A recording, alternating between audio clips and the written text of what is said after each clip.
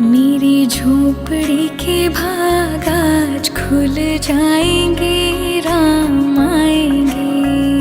मेरी झोपड़ी के भाग आज खुल जाएंगे, राम आएंगे। राम आएंगे, आएंगे, राम आएंगे। राम आएंगे, आएंगे, राम आएंगे।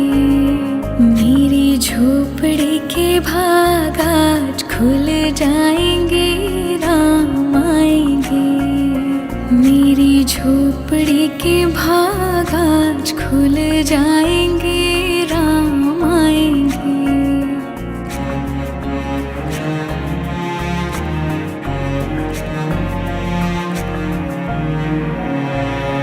राम आएंगे तो अंगना सजाऊंगी, दीप जला के दिवाली मैं मनाऊंगी।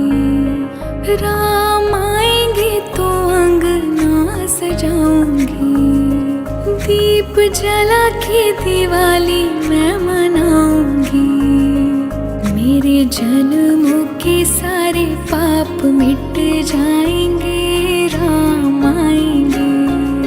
मेरी झोपड़ी के भाग आज खुल जाएंगे, राम आएंगे।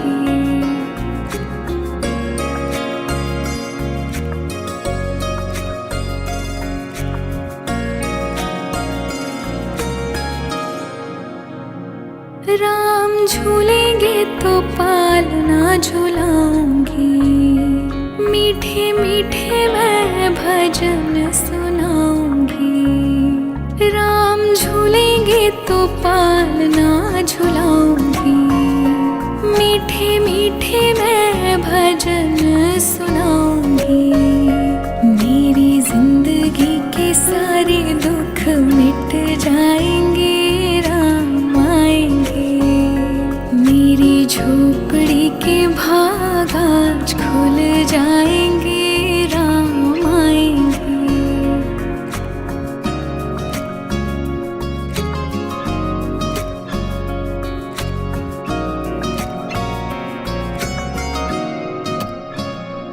मैं तो रुचि रुचि भोग लगाऊंगी, माखन मिश्री मैं राम को खिलाऊंगी। हो मैं तो रुचि रुचि भोग लगाऊंगी, माखन मिश्री मैं राम को खिलाऊंगी।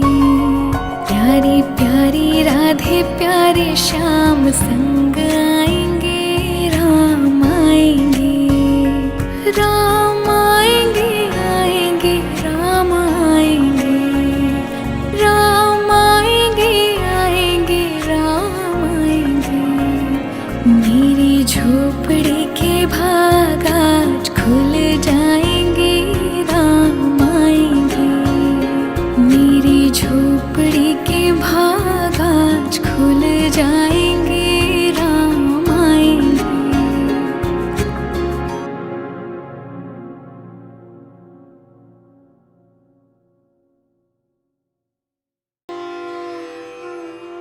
अयोध्या भारत के उत्तर प्रदेश राज्य का एक अति प्राचीन और धार्मिक नगर है। यह पवित्र सरयू नदी के तट पर बसा हुआ है। माना जाता है कि इस नगर को मनु ने बसाया था और इसे अयोध्या नाम दिया, जिसका अर्थ होता है अयुद्ध, अर्थात जहां कभी युद्ध न हो। इसके अलावा इसे प्राचीन काल में कौशल देश के नाम से भी जाना जाता था। पौराणिक मान्यताओं के अनुसार अयोध्या में सूर्यवंशी और रघुवंशी राजाओं का राज हुआ करता था, जिसमें आगे चलकर भगवान श्री राम ने अवतार लिया था। यहाँ पर 7वीं शताब्दी में चीनी यात्री हेनसांग भी आया था। उसके अनुसार यहाँ 20 बौद्ध मंदिर थे तथा 3000 भिक्षु रहा करते थे। ये नगर सप्तपुरियों में से एक है। अयोध्या मथुरा माया काशी कांची अवंतिका पुरी द्वारावती चैव सप्तैता मोक्षदायिका। इसका अर्थ है अयोध्या, मथुरा, हरिद्वार, काशी, कांचीपुरम, उज्जैन और द्वारिका, ये 7 पुरिया नगर मोक्षदायी माने गए हैं। अयोध्या का इतिहास। वेदों में अयोध्या को ईश्वर का नगर बताया गया है और इसकी संपन्नता की तुलना स्वर्ग से की गई है। अथर्व वेद में यौगिक प्रतीक के रूप में अयोध्या का उल्लेख है। अष्टचक्रा नवद्वारा देवानाम पूर्योध्या। ये पूरी सरयू के तट पर 12 योजन लगभग 144 किलोमीटर लंबाई और 3 योजन लगभग 36 किलोमीटर चौड़ाई में बसी थी। कई शताब्दी तक यह नगर सूर्यवंशी राजाओं की राजधानी रहा। अयोध्या मूल रूप से हिंदू मंदिरों का शहर है। यहाँ आज भी हिंदू धर्म से जुड़े अवशेष देखे जा सकते हैं। जैन मान्यता के अनुसार यहाँ 24 तीर्थंकरों में से 5 तीर्थंकरों का जन्म हुआ था। इसके अलावा जैन और वैदिक दोनों मतों के अनुसार भगवान रामचंद्र जी का जन्म भी इसी स्थान पर हुआ था। यहाँ पर हुए सभी तीर्थंकर और भगवान रामचंद्र जी इक्ष्वाकु वंश से थे। इसका महत्व इसके प्राचीन इतिहास में निहित है, क्योंकि भारत के प्रसिद्ध एवं प्रतापी क्षत्रियों की राजधानी यही नगर रहा है। अयोध्या में ही जन्मे भगवान श्री राम को विष्णु जी के 7वें अवतार के रूप में जाना जाता है। पहले अयोध्या कौशल जनपद की राजधानी था। प्राचीन उल्लेखों के अनुसार तब इसका क्षेत्रफल 96 वर्ग मील था। अयोध्या और फैजाबाद। कभी कभी बहुत से लोगों को इन दोनों शहरों में भ्रम होने लगता है। आमतौर पर लोग इन दोनों को एक ही शहर समझने लगते हैं। अयोध्या भारत के प्राचीनतम शहरों में शुमार है और करोड़ों भारतीयों के आराध्य भगवान श्री राम की जन्मस्थली के रूप में विख्यात है। फैजाबाद भी एक शहर है जो अयोध्या से 10 किलोमीटर की दूरी पर स्थित है। फैजाबाद को अवध के सूबेदार नियुक्त किए गए एक ईरानी सादात अली ने 1722 ईस्वी में बसाकर अवध की पहली राजधानी बनाया था, जिसे बाद में नवाब असफुद्दौला द्वारा 1775 ईस्वी में लखनऊ ले जाया गया और इसके बाद फैजाबाद का पतन हो गया। इस 50 वर्ष की अवधि तक के नवाबों ने उस राजधानी में बहुत सी खूबसूरत इमारतों का निर्माण करवाया। लखनऊ की तरह फैजाबाद भी हमें नवाबकालीन दौर की याद दिलाता है। अवध के नवाबों के बारे में अगर हम इतिहास में पढ़ते हैं तो पाते हैं कि उन्होंने अयोध्या के हनुमानगढ़ी मंदिर का जीर्णोद्धार और लखनऊ शहर के अलीगंज में स्थित एक हनुमान मंदिर का निर्माण करवाया था। फैजाबाद शहर के बसने के बाद भी अयोध्या अपने धार्मिक स्वरूप और धार्मिक पराकाष्ठा के कारण आम हिंदू जनमानस के बीच आस्था के केंद्र के रूप में विख्यात रहा। इसे हम इस नजरिए से भी देख सकते हैं कि सादात अली ने भगवान श्री राम के बाद अयोध्या को ही अवध की राजधानी बनाया, पर एक ईरानी होने के नाते वर्तमान अयोध्या नगर से तकरीबन 10 किलोमीटर दूर जाकर अपनी फारसी जबान में उसे फैजाबाद के नाम से स्थापित कर दिया, जिसका अर्थ कुछ विद्वान ऐसे शहर के रूप में निकालते हैं जहां पर सब बराबर हैं और जहां कोई भेदभाव ना हो। ये एक तरह से महाकवि गोस्वामी तुलसीदास द्वारा रचित रामचरितमानस में वर्णित राम राज्य की अवधारणा से मेल खाता है। आगे चलकर जब हमारा देश अंग्रेजों के अधीन आया तो उन्होंने फैजाबाद शहर को एक जिले का दर्जा दिया और राम नगरी अयोध्या को भी इस जिले के अंतर्गत कर दिया। आगे चलकर योगी आदित्यनाथ की सरकार ने अयोध्या शहर को जिला घोषित कर दिया और फैजाबाद शहर को उसका प्रशासनिक मुख्यालय बना दिया। मई 2017 तक फैजाबाद शहर की अलग नगरपालिका थी और अयोध्या शहर की अलग नगरपालिका, जिसका बाद में सूबे की भाजपा सरकार ने विलय कर अयोध्या नगर निगम नाम से एक नए नगर निकाय को गठित कर दिया। फैजाबाद एक बहुत ही खूबसूरत और ऐतिहासिक शहर है। लखनऊ के बाद ये दूसरा शहर है जिसकी इमारतें नवाबकालीन दौर को फिर से जीवंत कर देती हैं। इस शहर को बहुत से साहित्यकारों, कवियों और स्वतंत्रता सेनानियों की जन्मभूमि और कर्मभूमि होने का गौरव प्राप्त है। रामायण का पहली बार उर्दू में अनुवाद करने वाले महान उर्दू कवि और पेशे से वकील पंडित ब्रजनारायण चकबस्त का जन्मस्थल और कर्मस्थल भी फैजाबाद ही था। मुख्य आकर्षण। प्राचीन नगर अयोध्या के अवशेष खंडर के रूप में रह गए थे, जिसमें कहीं कहीं कुछ अच्छे मंदिर भी बचे हुए थे। लेकिन 9 नवंबर 2019 को सुप्रीम कोर्ट के ऐतिहासिक फैसले के बाद अब यहाँ पर एक भव्य राम मंदिर बनने जा रहा है। यह नया मंदिर बनने तक रामलला मूर्ति को जन्म स्थान से स्थानांतरित कर एक अस्थायी मंदिर में प्रतिस्थापित कर दिया गया है। वर्तमान अयोध्या के प्राचीन मंदिरों में सीता रसोई तथा हनुमानगढ़ी मुख्य हैं। कुछ मंदिर 18वीं तथा 19वीं शताब्दी में बने थे, जिनमें कनक भवन, नागेश्वर नाथ तथा दर्शन सिंह मंदिर दर्शनीय हैं। इसके अलावा यहाँ कुछ जैन मंदिर भी हैं।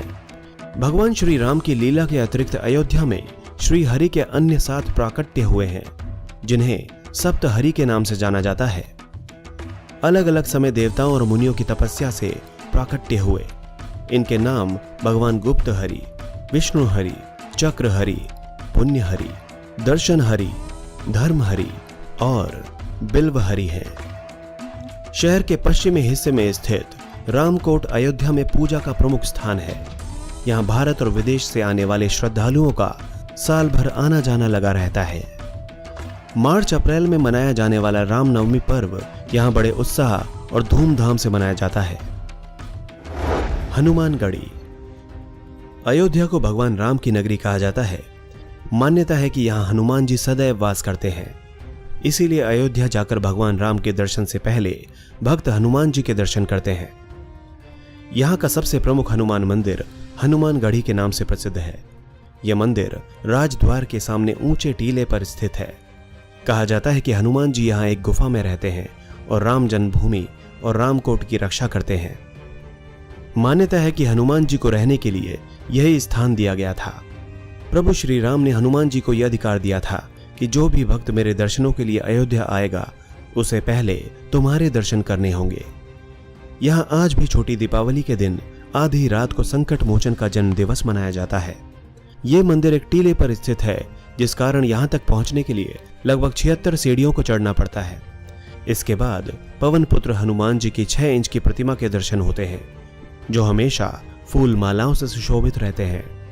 मुख्य मंदिर में बाल हनुमान के साथ अंजनी माता की भी प्रतिमा है। श्रद्धालुओं का मानना है कि इस मंदिर में आने से उनकी सारी मनोकामनाएं पूर्ण हो जाती हैं। इस मंदिर के निर्माण के पीछे एक कथा प्रचलित है। सुल्तान मंसूर अली खां अवध का नवाब था। एक बार उसका एकमात्र पुत्र गंभीर रूप से बीमार पड़ गया। प्राण बचने के आसार बहुत ही कम थे। रात्रि की कालीमा गहराने के साथ ही उसकी नाड़ी उखड़ने लगी और सुल्तान ने थक हार कर संकट मोचन हनुमान जी के चरणों में माथा रख दिया। इसके बाद सुल्तान के पुत्र की धड़कनें दोबारा शुरू हो गईं। अपने इकलौते पुत्र के प्राणों की रक्षा होने पर अवध के नवाब मंसूर अली खां ने बजरंगबली के चरणों में माथा टेक कर उन्हें कोटि कोटि प्रणाम किया। बाद में नवाब ने न केवल हनुमानगढ़ी मंदिर का जीर्णोद्धार कराया, बल्कि ताम्रपत्र पर लिखकर यह भी घोषणा की कि कभी भी इस मंदिर पर किसी राजा या शासक का कोई अधिकार नहीं रहेगा और न ही यहाँ के चढ़ावे से कोई कर वसूल किया जाएगा। इसके अलावा उसने 52 बीघा जमीन हनुमानगढ़ी व इमली वन के लिए भी उपलब्ध कराई। इस हनुमान मंदिर के निर्माण के कोई स्पष्ट साक्ष्य तो नहीं मिलते हैं, लेकिन कहते हैं कि अयोध्या न जाने कितनी बार बसी और उजड़ी, लेकिन फिर भी एक स्थान जो हमेशा अपने मूल स्वरूप में था वो था हनुमान टीला, जो आज हनुमानगढ़ी के नाम से प्रसिद्ध है। लंका से विजय के प्रतीक के रूप में लाए गए निशान भी इसी मंदिर में रखे गए हैं, जो आज भी खास मौके पर ही बाहर निकाले जाते हैं और जगह जगह पर उनकी पूजा अर्चना की जाती है। राघव जी का मंदिर। ये मंदिर अयोध्या नगर के केंद्र में स्थित बहुत ही प्राचीन भगवान श्री राम का स्थान है, जिसको हम राघव जी का मंदिर कहते हैं। मंदिर में स्थित भगवान राघव जी अकेले ही विराजमान हैं। ये एकमात्र ऐसा मंदिर है जिसमें भगवान के साथ माता सीता की मूर्ति विराजमान नहीं है। नागेश्वर नाथ मंदिर। कहा जाता है कि नागेश्वर नाथ मंदिर को भगवान राम के पुत्र कुश ने बनवाया था। मान्यता है कि जब कुश सरयू नदी में नहा रहे थे तब उनका बाजूबंद खो गया। बाजूबंद एक नाग कन्या को मिला जिसे कुश से प्रेम हो गया। वो कन्या शिव भक्त थी। कुश ने उसके लिए यह मंदिर बनवाया। कहा जाता है कि यही एकमात्र मंदिर है जो विक्रमादित्य के काल के पहले से है। 5 अगस्त 2020 को अयोध्या में बनने वाले विशाल और भव्य राम मंदिर का शिलान्यास किया गया।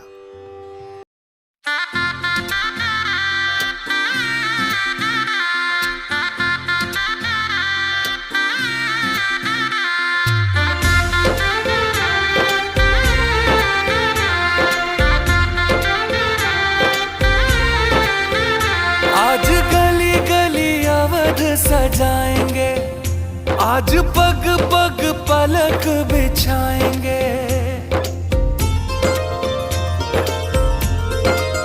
ओ आज गली गली अवध सजाएंगे, आज पग पग पलक बिछाएंगे। आज सूखे हुए पेड़ फल जाएंगे,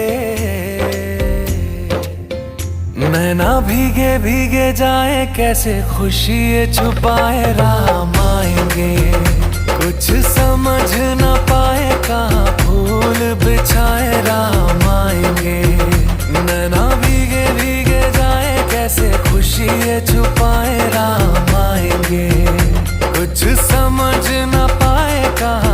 फूल बिछाए राम आएंगे।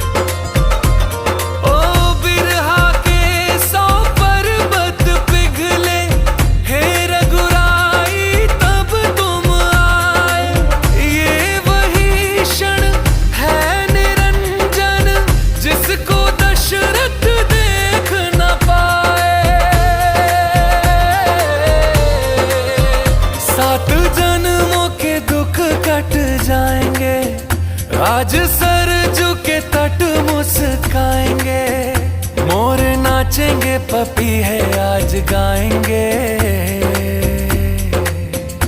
आज दसो ये दिशाएं जैसे शगुन मनाए राम आएंगे। नैना भीगे भीगे जाए कैसे खुशी ये छुपाए राम आएंगे। कभी ढोल बजाए कभी द्वार सजाए राम आएंगे। कुछ समझ न पाए कहाँ दीप जलाए राम आएंगे। जाके आसमानों से तारे मांग लाएंगे, कौशल्या के लल्ला जी तुम्हीं पे सब लुटाएंगे। 14 साल जो रोके वो आंसू अब बहाएंगे। अवध में राम आएंगे, हमारे राम आएंगे। नील गगन से सांवले कोटि सूर्य सा तेज, नारायण तज आए हैं शेषनाग की सेज। राघव राघव करते थे युग युग से दिन रैन, आज प्रभु ने दर्श दिया धन्य हुए हैं नैन। नतमस्तक है तीन लोक और सुर नर करें प्रणाम। एक चंद्रमा एक सूर्य एक जगत में राम, एक जगत में राम। आज दसो ये दिशाएं जैसे शगुन मनाए राम आएंगे। नैना भीगे भीगे जाए कैसे खुशी ये छुपाए राम आएंगे। कभी ढोल बजाए कभी द्वार सजाए राम आएंगे। कुछ समझ न पाए कहाँ दीप जलाए राम आएंगे।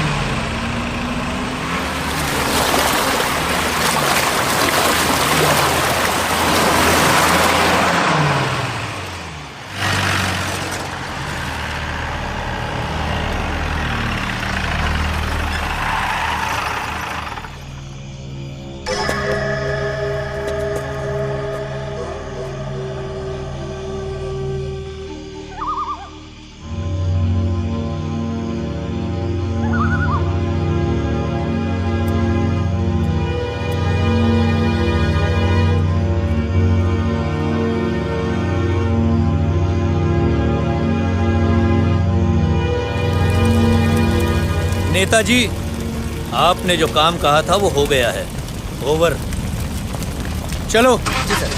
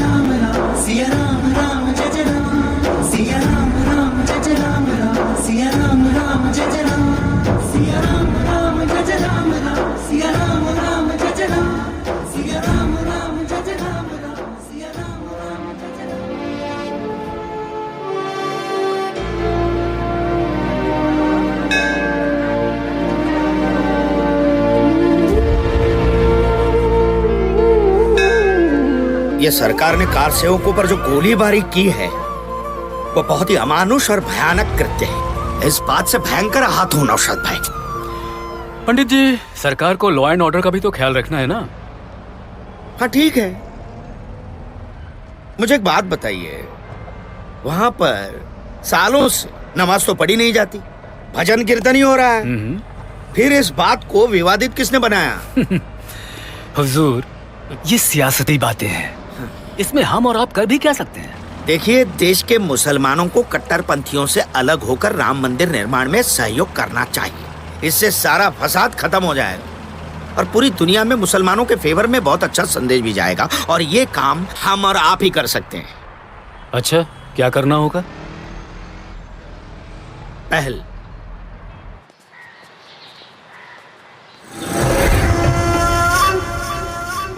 क्या हुआ जफर साहब, ये अचानक मीटिंग? अचानक नहीं, कुछ भयानक होने का अंदेशा है। क्या मतलब? मतलब बिल्कुल साफ है, लेकिन अपनी कौम समझने के लिए तैयार नहीं है। कौम का सिपहसालार होने के नाते आगाह करने के लिए ये मीटिंग बुलाई है। क्या आपको बिल्कुल भी अंदाजा नहीं है कि पिछले कुछ सालों में काफिरों में एक किताब पढ़ी है? कुछ दिनों पहले हजारों लाखों की तादाद में वो बाबरी मस्जिद के आसपास इकट्ठा हुए। कल को ये बाबरी मस्जिद के साथ साथ तुम्हारे घरों में भी घुसेंगे। क्या बिल्कुल भी अंदाजा नहीं है आपको? और याद रहे, ये वही लोग हैं जो हमारे गुलाम रहे मुगलाई सल्तनत में। हमने इन पर हुकूमत की है, इन पर राज करने के लिए हमने कुर्बानियां दी हैं। आज ये ही सब इकट्ठा हो रहे हैं, आपको बिल्कुल भी अंदाजा नहीं है। बाबरी मस्जिद को तोड़कर वो मंदिर बनाना चाहते हैं उसकी जगह पर। अगर ऐसा हुआ तो हिंदुस्तान में इस्लाम खतरे में पड़ जाएगा। लेकिन हम ऐसा नहीं होने देंगे, कभी नहीं होने देंगे। हाँ, अगर ऐसा नहीं होने देना है तो तैयार हो जाइए एक और जंग के लिए। नाराए तकबीर! नाराए तकबीर! नाराए तकबीर! अरे शौकत, जरा ये दरवाजा खोलो। आ रहे हुजूर, हाथ गीले हैं। अरे यार, हाथ गीले हैं, पीले तो नहीं हैं। मैं ही खोल देता हूँ भाई। हाँ।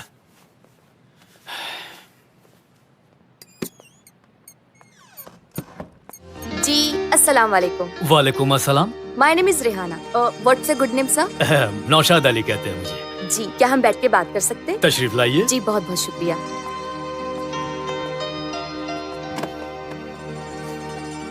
जी मैं एक सर्वे कर रही हूँ जिसके लिए कुछ चंद सवालात करने आई हूँ आपसे।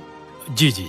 अगर आपकी कोई बेटी होती जो अवध यूनिवर्सिटी में पढ़ रही होती और अपनी पढ़ाई मजबूत करने के लिए सदानंद शास्त्री जी से कोचिंग ले रही होती, तो क्या आप उसे पीजी के बाद पीएचडी करवाते? जी नहीं, बिल्कुल नहीं।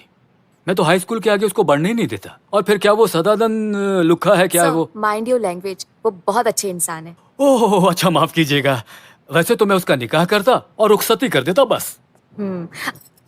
बाप बेटी की बातें खत्म हो गई हो तो कुछ काम की बातें कर ली जाएं। हाँ हाँ, जरूर करिए भाई। कल रिहाना के लिए लड़का देखने जाना है। अम्मी। और ऑफिस में अगर आपको कोई जरूरी काम ना हो तो कल छुट्टी ले लीजिए। हाँ मैं ले लूंगा छुट्टी, कोई बात नहीं, ले लूंगा।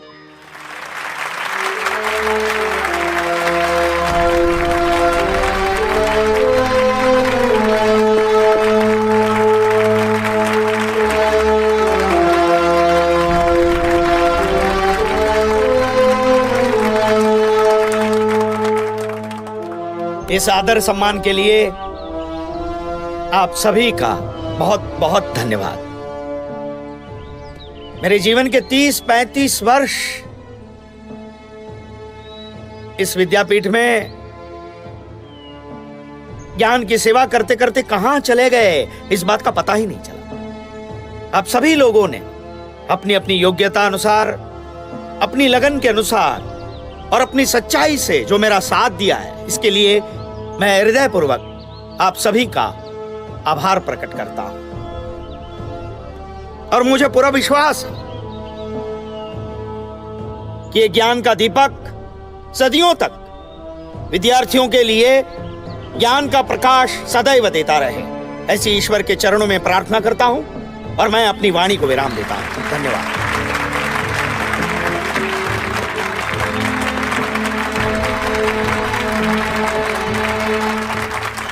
शास्त्री जी, यदि आप चाहें तो हमारी मैनेजमेंट कमेटी आपको कॉन्ट्रैक्ट टीचर के रूप में अपॉइंट कर सकती है। धन्यवाद शर्मा जी। लेकिन खाली समय यहाँ है किसके पास? मेरा बाकी का जीवन जो है वो समाज सेवा, देश सेवा और राष्ट्र सेवा के लिए ही समर्पित होगा।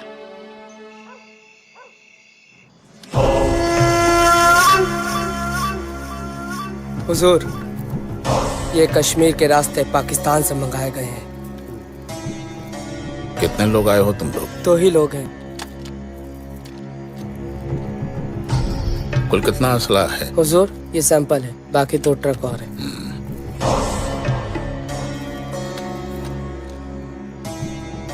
बहुत अच्छा है। तुम लोग अंडरग्राउंड रहना।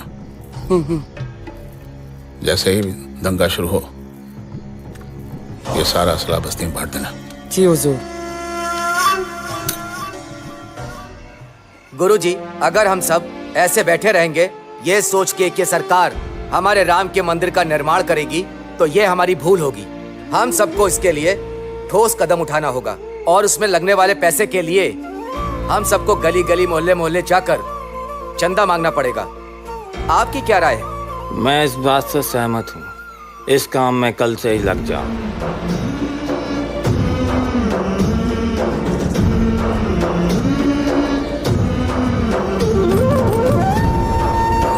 कौन? जय श्री राम।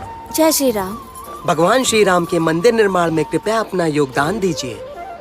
देखिए शास्त्री जी, ना हमको मुसलमानों से कोई समस्या है ना उनके मस्जिद से, लेकिन भगवान श्री राम की जन्मस्थली हम लोगों की आस्था और सम्मान का प्रतीक है। लेकिन अफसोस की बात है, एक तानाशाह बाबर के नाम पर 500 वर्षों से वो सूनी पड़ी है। अब और बर्दाश्त नहीं होता। तुम्हें ऐसा नहीं लग रहा है कि हिंदू लोग जो आपस में मीटिंग कर रहे हैं, इससे उनमें एकता बढ़ रही है? और अगर यही हाल रहा ना, तो कल हिंदुस्तान में मुसलमानों का कोई नाम लेवा नहीं बचेगा। देखिए, हम भी वही चाहते हैं कि वहां पर मंदिर का ही निर्माण होना चाहिए। लेकिन इसके लिए हिंदू और मुसलमानों के बीच दुश्मनी का माहौल पैदा हो, ये उचित नहीं है। इसलिए शांति, सद्भाव, प्रेम से ही इसका हल निकालना होगा। बात तो आप ठीक कह रहे हैं भाईजान, लेकिन अगर किसी ने बाबरी मस्जिद की तरफ हाथ उठाया तो उसके हाथ काट डालूंगा। जय श्री राम।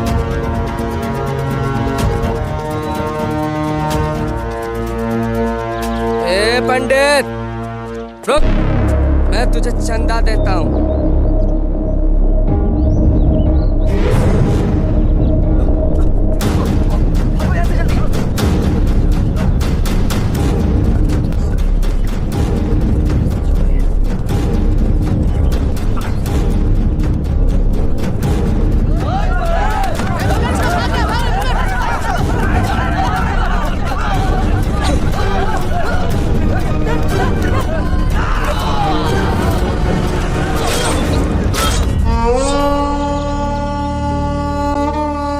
जफर साहब नमस्कार। आपसे एक अनुरोध करना चाहता हूं, क्योंकि आप बोर्ड के चेयरमैन हैं। पूरे समाज में, देश में आपका बहुत बड़ा नाम है, सम्मान है। जिस तरह से मुसलमानों के लिए मक्का मदीना है, उसी तरह हिंदुओं के लिए भगवान श्री राम का जन्म स्थान है, जहां पर सन 1528 में मीर बाकी ने मंदिर को तोड़कर मस्जिद बना दी थी। यह कोई कई कहाई या सुनी सुनाई बात नहीं है। उस वक्त हजारों हिंदुओं का कत्लेआम हुआ था। देश आज़ाद होने के बाद जब पाकिस्तान इस्लामिक देश बन गया तो हिंदुओं में अपने भगवान श्री राम जन्मभूमि की आज़ादी की उम्मीद भी जाग गई। क्योंकि हम सभी को इसी देश में रहना है, यहीं जीना और मरना है, तो क्यों ना आपकी तरफ से एक अच्छी पहल हो और विवादित जगह पर मंदिर का निर्माण हो। मस्जिद के लिए हम अपना आश्रम छोड़ देंगे। इससे समाज में बहुत अच्छा संदेश जाएगा और हिंदू मुस्लिम एकता की डोर और मजबूत होगी। ये काफिर हमें खैरात देंगे, खैरात देंगे अब हमें। ये हिंदुस्तान सिर्फ हिंदुओं का है क्या? इस मुल्क की आजादी में हम मुसलमानों ने भी अपना खून बहाया है, कुर्बानियां दी है। ये बाबरी मस्जिद सिर्फ मुसलमानों के लिए है। कोई कैसे कह सकता है कि मस्जिद के पहले वहां मंदिर था? कोई सबूत है क्या इसका? ये गलतफहमी है उनकी, निहायत गलतफहमी। आप सब कमर कस लीजिए, देखते हैं वो हमारी मस्जिद को कैसे हाथ लगाते हैं। शुक्रिया, शुक्रिया। अच्छी शॉपिंग हो गई ना? अरे हमें वो पीला वाला लहंगा बहुत पसंद आया था। हाँ वो भी अच्छा था। अरे वाह भाई वाह, बहुत खरीदारी कर ली आप लोगों ने तो। बहुत कुछ लिया हमने। ये अब्बू भी लाओ बेटा, शाबाश शाबाश, लाइए। Very good very good. देखो बेटा, हमने अपने मतलब भर की तो सारी खरीदारी कर ली है जी। अब आपकी अगर कोई चीज रह गई हो तो उसको आप जरूर ले लीजिएगा, क्योंकि बेटा फिर वक्त मिलता नहीं है, आपको तो मालूम है ना। अब्बू आप फिक्र ना करें, हमने सब कुछ ले लिया है। अरे वाह, फिर क्या बात है। क्या बात है? किस बात की खरीदारी हो रही है? सर उस दिन बताया था ना, क्या? रेहाना का निकाह तय हो गया। अरे हाँ। क्या नौशाद भाई, आप तो हमें बताना ही भूल गए। बात ये नहीं है पंडित जी, तो दरअसल आपके और जफर खान के बीच में जो माहौल गर्म चल रहा है, तो मैं नहीं चाहता था कि मेरी बेटी रिहाना की जिंदगी पर उसका कोई असर पड़े। तो आपने ये साबित कर दिया कि रेहाना सिर्फ आप ही की बेटी है, मेरी बेटी नहीं। कोई बात नहीं नौशाद भाई,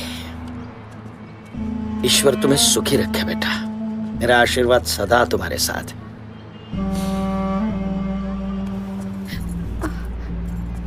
चलो रेहाना। रेहाना, जज्बाती बनने की जरूरत नहीं है, चलिए गाड़ी में बैठिए, चलिए अब।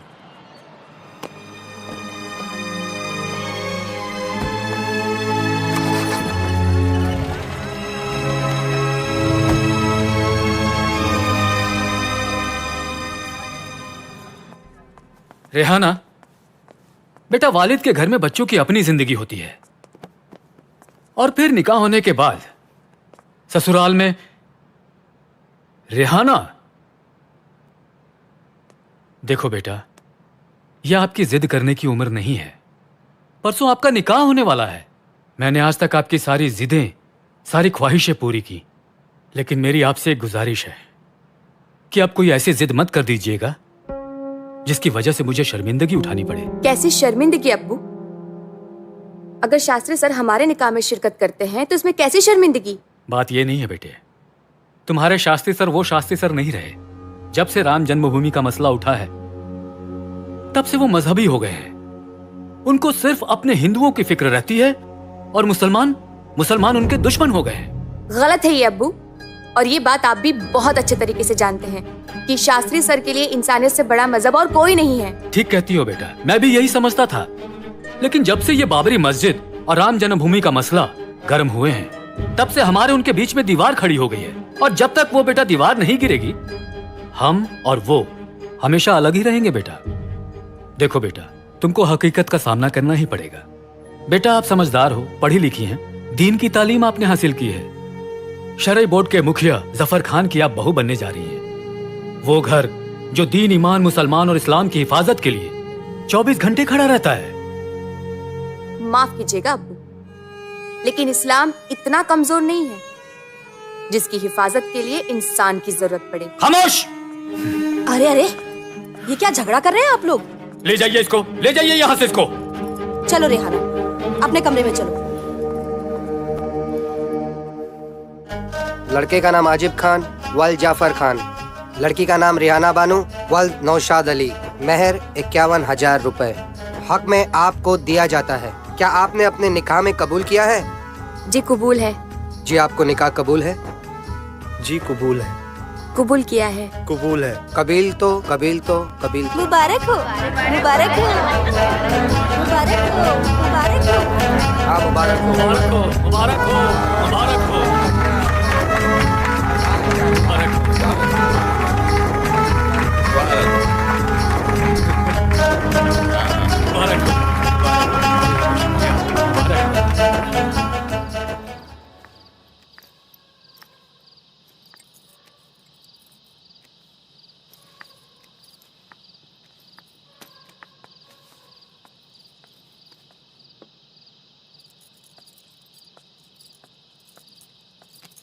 क्या हुआ भारती, तुम ठीक तो हो ना? हाँ माँ, मैं ठीक हूँ। क्या हुआ बेटी, तुम उदास लग रही हो? पापा, वो रेहाना का निकाह हो गया और किसी ने हमें बुलाया तक नहीं।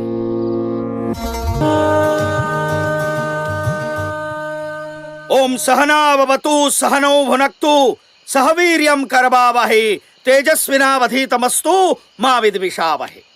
सारे विश्व का कल्याण हो, प्राणी मात्र का कल्याण हो, वसुधैव कुटुंबकम, ऐसा कहने वाला हिंदू धर्म उस सनातन काल से सहिष्णु रहा है।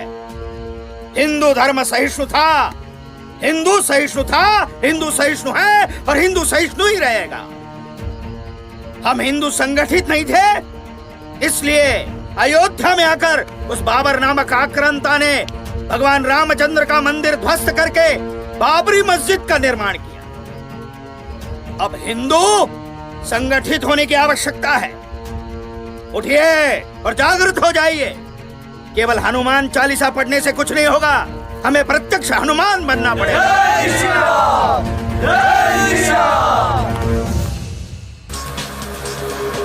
नमस्कार, मैं भारती वर्मा आज आप सभी का अपनी पहली प्रस्तुति में स्वागत करती हूँ। देश में आजकल हिंदू, मुस्लिम और मंदिर मस्जिद के झगड़े जोरों पर हैं। विभिन्न धार्मिक संगठनों द्वारा अयोध्या में राम जन्मभूमि पर मांग बढ़ती जा रही है। सरकार ने सबसे संयम रखने और कोर्ट के फैसले का इंतजार करने की अपील जारी की है। हाय हाय जफर खान, हाय हाय जफर खान, हाय हाय जफर खान, हाय हाय। क्यों बलवा मचा रखा है? बलवा तो आपने मचा रखा है जफर साहब, हमारा जीना मुहाल कर दिया है। हमें नहीं चाहिए मस्जिद, हमें नहीं चाहिए लड़ाई झगड़े, हम सबको सुकून भरी जिंदगी जीने दीजिए। हमारा सारा कारोबार हिंदू भाइयों के साथ है, सब ठप हो चुका है, हमारा गुजारा कैसे होगा? लानत है तुम पर जो अपने आप को मुसलमान कहते हो, लानत है। भूल गए हो तुम लोग कि हमारे बुजुर्ग आलिमों ने हमें क्या बताया है। उन्होंने कहा है कि काफिरों मुनाफिसों के साथ जिहाद करो, उनका ठिकाना जहन्नुम हो। जिनको अकीदा नहीं है उनको जहन्नुम की आग में जलना होगा। जिसने तुम्हें तुम्हें जिंदगी बख्शी है, तुमको सांसें दी है, तुम्हारे लिए पूरी कायनात बनाई है, उसकी खिलाफत करोगे? तुमको क्या लगता है असल जिंदगी ये दुनिया है? ये दुनिया नहीं, असल जिंदगी बनने के बाद ऊपर है, ऊपर। क्या जवाब दोगे अल्लाह ताला को? क्या जवाब दोगे? बेशर्म कहेंगे। जाओ अभी चुपचाप अपने अपने घरों को लौट जाओ और कमर कस लो। अल्लाह के नाम पर तुम्हें कभी भी कुर्बानी देनी पड़ सकती है। और हिंदुओं के साथ उठने बैठने, उनके साथ कारोबार से दूरी रखो। जाओ, तुमको इत्तला दी जाएगी क्या करना है।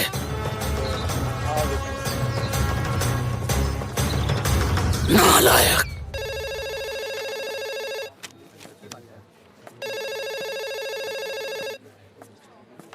हेलो भारती, हम रेहाना बोल रहे हैं। तू नाम नहीं बताएगी तो क्या मैं पहचानूंगी नहीं? भारती, सॉरी यार, उस दिन अब्बू की वजह से। छोड़ यार वो सब। भारती, हमें एक बार शास्त्री सर से मिलना है। अच्छा एक काम कर, तू तैयार हो जा, मैं आती हूँ तुझे ले।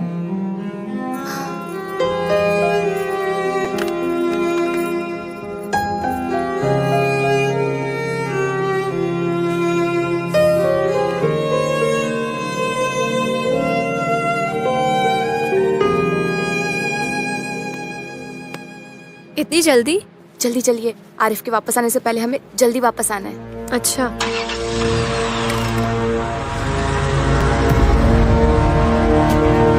जय श्री राम, जय श्री राम, जय श्री राम, जय जय श्री राम, जय जय श्री राम, जय जय श्री राम, जय जय श्री राम, जय श्री राम, जय श्री राम, जय श्री राम, जय श्री राम, जय श्री राम। मुझे लगता है पहले जैसा कुछ भी नहीं रहा। चलो भारती, यहाँ से। हाँ।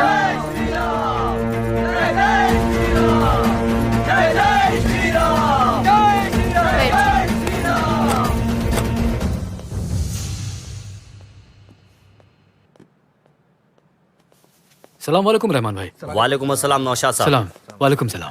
सलाम वालेकुम। तशरीफ रखिए। शुक्रिया। और हुजूर कैसे आना हुआ? नौशाद साहब, आपके समधी की वजह से हालात खराब होते जा रहे हैं। आपके समधी मौलाना जफर साहब मुसलमानों के नौजवान लड़कों को गुमराह कर रहे हैं। बाबरी मस्जिद के नाम पर दंगा फसाद करवाना चाहते हैं। हम दंगा फसाद नहीं चाहते हैं। मस्जिद को लेकर खून खराबा जायज नहीं है। हिंदुस्तान में मुसलमान हिंदुओं के साथ मिल के रहते हैं। हमारे और उनके कारोबारी रिश्ते भी हैं। बहुत सी मस्जिदें हैं अयोध्या में नमाज पढ़ने के लिए। हमें एक और मस्जिद नहीं चाहिए। देखिए नौशाद साहब, हम सब मुसलमान हिंदुस्तान में हिंदू भाइयों के साथ मिलकर रहते हैं। सारे मुसलमान जानते हैं कि उनको दंगा फसाद कराने के लिए पैसा पाकिस्तान से मिलता है, और जाने हम मुसलमान भाइयों की जाति है। कुछ समझ में नहीं आता, करें तो क्या करें? अरे नौशाद साहब, आप जाइए और मौलाना जफर साहब को समझाइए, नहीं तो वो किसी मुसलमान के हाथों ही मारे जाएंगे। देश इस समय राम नाम की लहर से गूंज रहा है। देश के प्रांतों से अयोध्या के लिए कार सेवकों के कूच करने की खबरें आ रही हैं, जिसमें राजस्थान, मध्य प्रदेश, महाराष्ट्र और गुजरात प्रमुख है। सरकार ने सुरक्षा के व्यापक इंतजाम किए हैं। अयोध्या में देश भर के कार सेवक पहुंच चुके हैं। माहौल की गर्मी को देखते हुए प्रशासन ने धारा 144 लागू की है। हर जगह हाई अलर्ट है। सब मानेंगे, एक एक करके सब मानेंगे। अब्बू, हमें आपसे कुछ बात करनी है। बोलो। शहर का माहौल खराब होने की वजह से सारी दुकानें बंद हैं और मदरसे में लगभग 500 लोग हैं। उनके खाने का बंदोबस्त कैसे होगा? बावर्ची खाने में तो बस आटे की बोरियां ही बची हैं।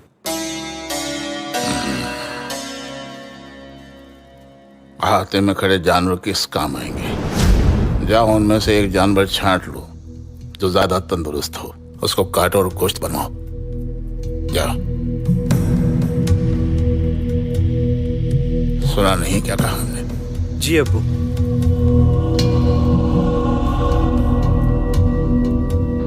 आपको यहाँ पर आज संकल्प लेना है।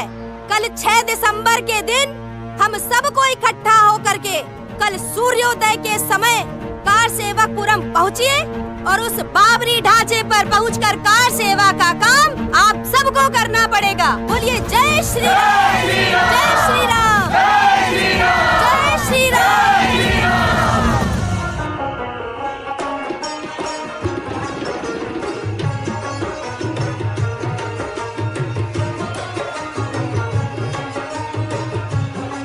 आज देश के सामने एक बहुत बड़ा प्रश्न है। जब सब धर्मों के पवित्र स्थानों को इस सम्मान और न्याय प्राप्त है, तो राम जन्म स्थान भी अपने लिए न्याय और सम्मान मांग रहा है। जनता से ये अपील है, भड़काने वाले भड़काए नहीं, बल्कि सब शांति बनाकर रखें। संप्रदाय के नाम पर झगड़े नहीं, इसलिए कटुता छोड़ें, भाईचारा और हिंदुस्तानियत को, भारतीयता को मजबूत करें।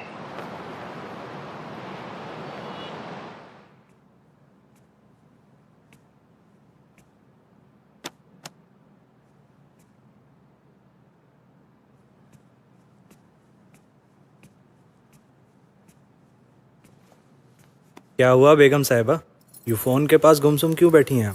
नहीं, वो बस हम शास्त्री सर को फोन लगा रहे थे। शास्त्री जी? लेकिन क्यों? आज उनकी बहुत याद आ रही थी। हमेशा उन्होंने बेटी की तरह प्यार किया है हमें। सही क्या है, गलत क्या है, हमेशा सही का रास्ता दिखाया उन्होंने। और मेरे जैसे न जाने कितने लोगों की जिंदगी को दिया दिखाया उन्होंने। फिलहाल आप इन बातों को छोड़िए और रसोई घर में जाकर राशन चेक कर लीजिएगा। शहर का माहौल तो वैसे ही बहुत खराब है, क्या मालूम कब कर्फ्यू लग जाए। लोगों की मदद करना तो कोई उनसे सीखे, कभी किसी से नफरत नहीं की। हमेशा लोगों को मोहब्बत करना सिखाया। उनकी तो लंबी उम्र की।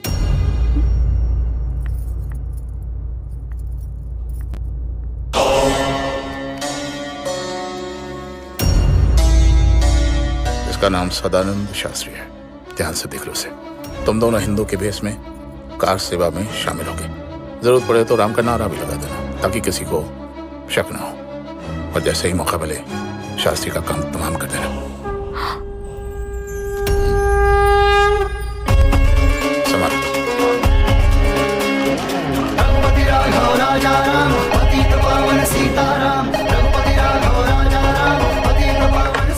हेलो, जल्दी हमारे शास्त्री सर से एक बार बात कराइए। कार सेवा के लिए बाहर निकलिए। रघुपति राघव राजा राम, पतित पावन सीताराम।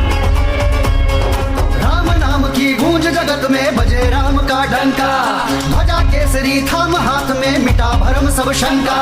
जरा झांक ले अंतर घट में, जरा झांक ले अंतर घट में, तो है दर्शन देंगे राम।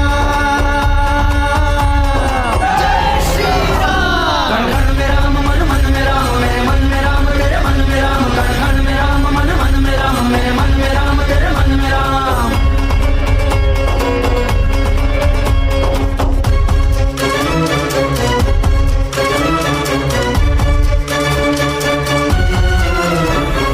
लगा तिलक माथे पे राम का, थाम हाथ में झंडा। राम रंग में रंगी अयोध्या, खून पड़े ना ठंडा। जन्मभूमि है राम की, कौशल्या के लाल की। घर आएंगे राम लला, फिर बजने दो खड़का। कण कण में राम, मन मन में राम, मेरे मन में राम, तेरे मन में राम। कण कण में राम, मन मन में राम, मेरे मन में राम, तेरे मन में राम। सकल हरि नाम मर्दन की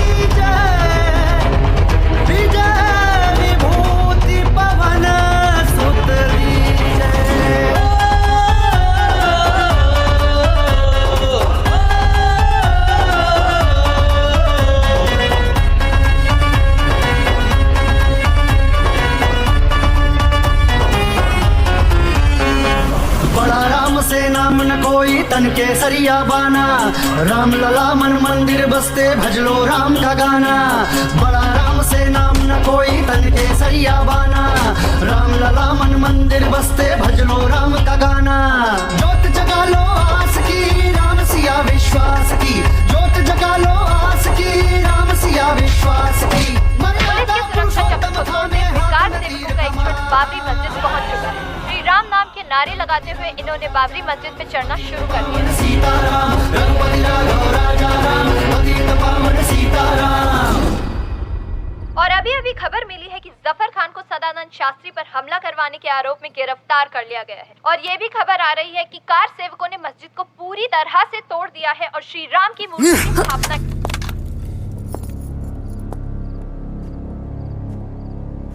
आज खुश तो बहुत होगी ना तुम? हा? उस काफिर शास्त्री को मारने की हमारे अब्बू ने जो प्लानिंग की थी, उसके बारे में तुम्ही ने बताया था ना अपनी सहेली भारती को? हाँ, हमने बताया। हमने आपको समझाने की भी कोशिश की थी कि शास्त्री जी हमारे वालिद जैसे हैं। वालिद जैसे तो समझाया क्यों नहीं उसे? क्यों मस्जिद गिराने दी? क्यों नहीं रोका उसे कि ऐसी नापाक हरकत ना करे वो? ये बात आप लोगों को समझनी चाहिए थी। अयोध्या भगवान राम की नगरी है, लेकिन आप लोगों की आंखों पर तो कट्टरपंथी का पर्दा पड़ा हुआ है। अरे बाबर कोई पैगंबर था क्या जिसके लिए आप लोग मस्जिद की जिद लेकर बैठे हो? भगवान राम हिंदुओं के सबसे बड़े पैगंबर है।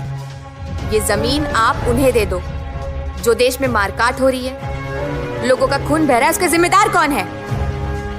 आप हैं और आपके अब्बू जफर खान हैं। हरामजादी, उन काफिरों की पैरवी करती हो? पैरवी नहीं कर रहे, हकीकत बयां कर रहे हैं। और आप हकीकत से मुंह मत चुराइए आरिफ। तुमने हमें मुंह चोर कहा, जिसने इस्लाम की राह में ना जाने कितनी बार मौत से आंखें मिलाई। तुमने उससे मुंह चोर कहा, अपने शौहर को मुंह चोर कहा तुमने। बात बदलने की कोशिश मत करिए। आप भी उसी भीड़ का हिस्सा है जो हाथ में तलवार लेकर इंसानियत का खून करने पर आमादा है, और वो भी इस्लाम के नाम पर। तुम तो मुसलमान कहलाने के भी लायक नहीं हो। मैं आरिफ खान तुम्हें आज अभी इसी वक्त तलाक देता हूं। तलाक, तलाक, तलाक।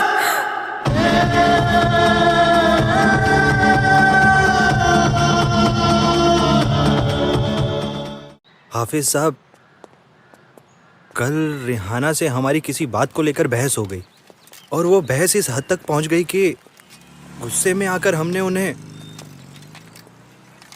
तलाक दे दिया। तलाक दे दिया? लेकिन हम उन्हें खोना नहीं चाहते हाफिज साहब। अच्छा, ये बात किस किसको पता है? घर में तो लगभग सभी लोगों को मालूम है, लेकिन हमें लगता है कि अब तो बाहर वालों को भी पता लग गया होगा। देखिए आरिफ साहब, अगर ये बात आप दोनों तक होती तो इसको यहीं दबाकर खुदा से अपने गुनाहों की माफी मांग लेते। लेकिन अब जब बात मौलानाओं तक पहुंच गई है तो मुश्किल है।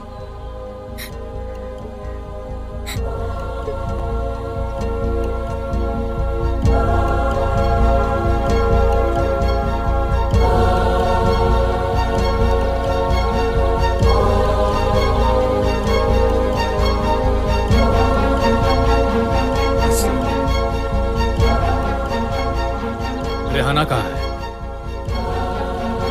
कमरे में।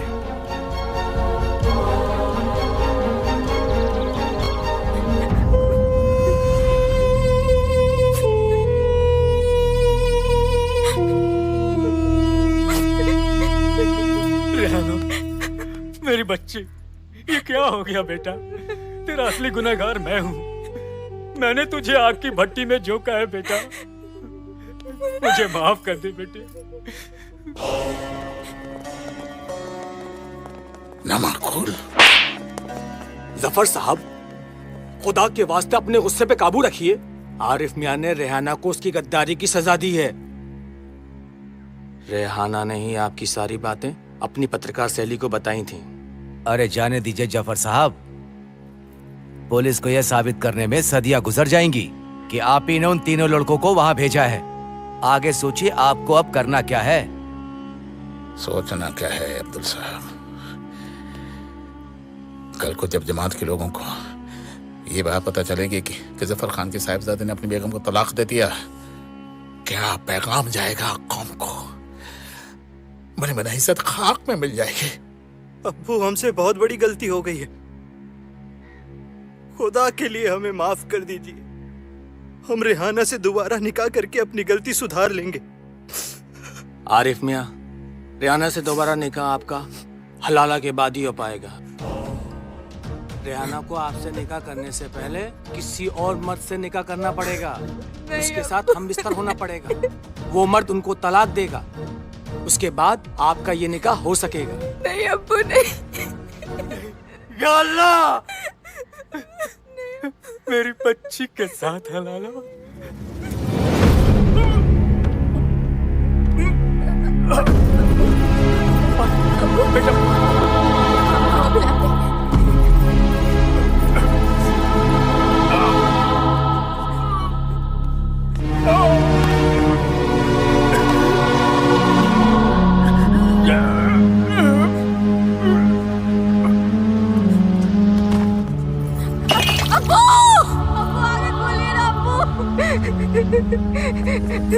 अब्बू आगे खोलिए ना, हम आपके बिना नहीं रह सकते। अब्बू आगे खोलिए ना। अब्बू प्लीज बात करो ना, आगे खोलो ना अब्बू। वो क्या देख रहे हो, जल्दी एम्बुलेंस बुलाओ। आगे खोलो ना, एक बार आगे खोलिए ना। बेटा, हमने शांति के मार्ग से ही मंदिर निर्माण का प्रयास किया। अब वो हमारी शांति की भाषा समझ ही नहीं पा रहे। वो अपनी जिद पर अड़े हुए हैं और हमारा प्रयास जारी है। पर सर, नतीजा तो बेगुनाह और मासूमों को भुगतना पड़ रहा है ना सर। इन दंगों में मेरे मम्मी पापा पे बहुत बड़ा हमला हुआ है। क्या? अब कैसे हैं वो? वो सेफ है, पर उन्हें बहुत चोट आई है सर। प्लीज सर, आप कुछ करिए, कुछ भी करके इस मुद्दे को शांत कीजिए, वरना न जाने कितने बेगुनाह मारे जाएंगे सर। बेटा, अब मुस्लिम रहनुमा लोगों को ही कोई हल निकालना होगा। हमसे जो करते बना वो हमने किया। सर पर चलिए, मिलने का आपका समय खत्म हो गया। चलिए चलिए चलिए। अपना और माता पिता का ख्याल रखना। आप भी अपना ध्यान रखना सर। जय श्री राम। मैं आपकी बिल का कुछ कराती हूँ सर।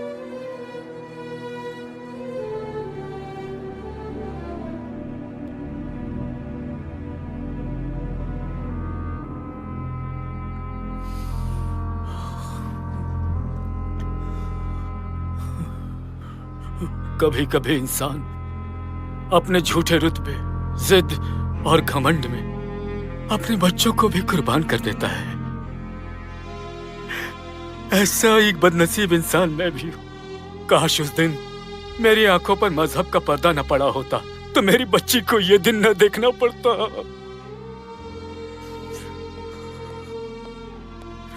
कैसी तबीयत है नौशाद साहब? मुझे क्यों बचा लिया डॉक्टर साहब? मुझे मर जाने देते। अब्बू, मैंने जीते जी अपनी बच्ची को मार डाला। हौसला रखिए नौशाद साहब। इस हालत में आपका इमोशनल होना आपकी सेहत के लिए नुकसानदायक है। पहले अपनी हेल्थ का ख्याल रखिए, फिर बेटी की चिंता करिएगा। जल्द ठीक हो जाएंगे आप।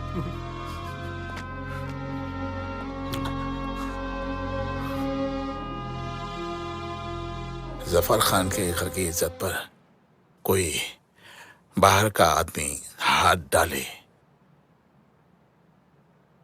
बहुत ही शर्म की बात होगी हमारे लिए।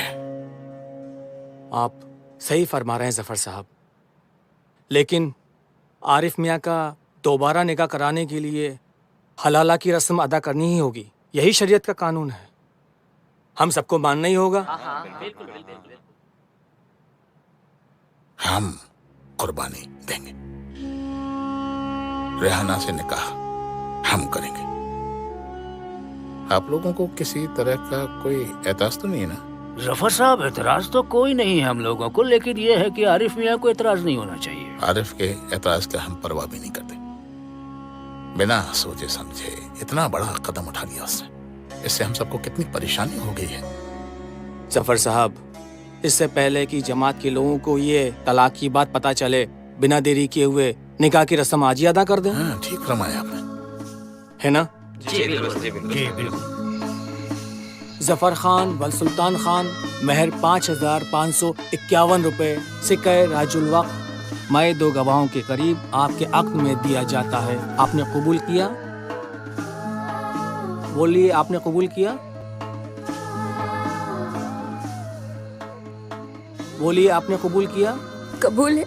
रेहाना बानो वल्द नौशाद अहमद, महर 5,551 रुपए, सिक्का राजुल वक्त मई 2 गवाहों के करीब आपके अक्द में दिया जाता है। आपने कबूल किया?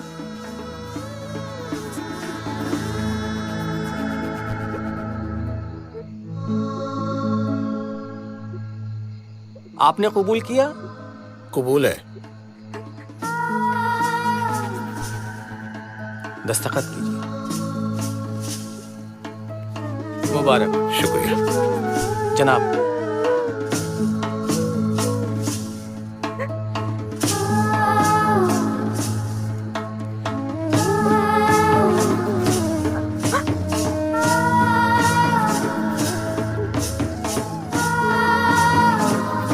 शुक्रिया शुक्रिया।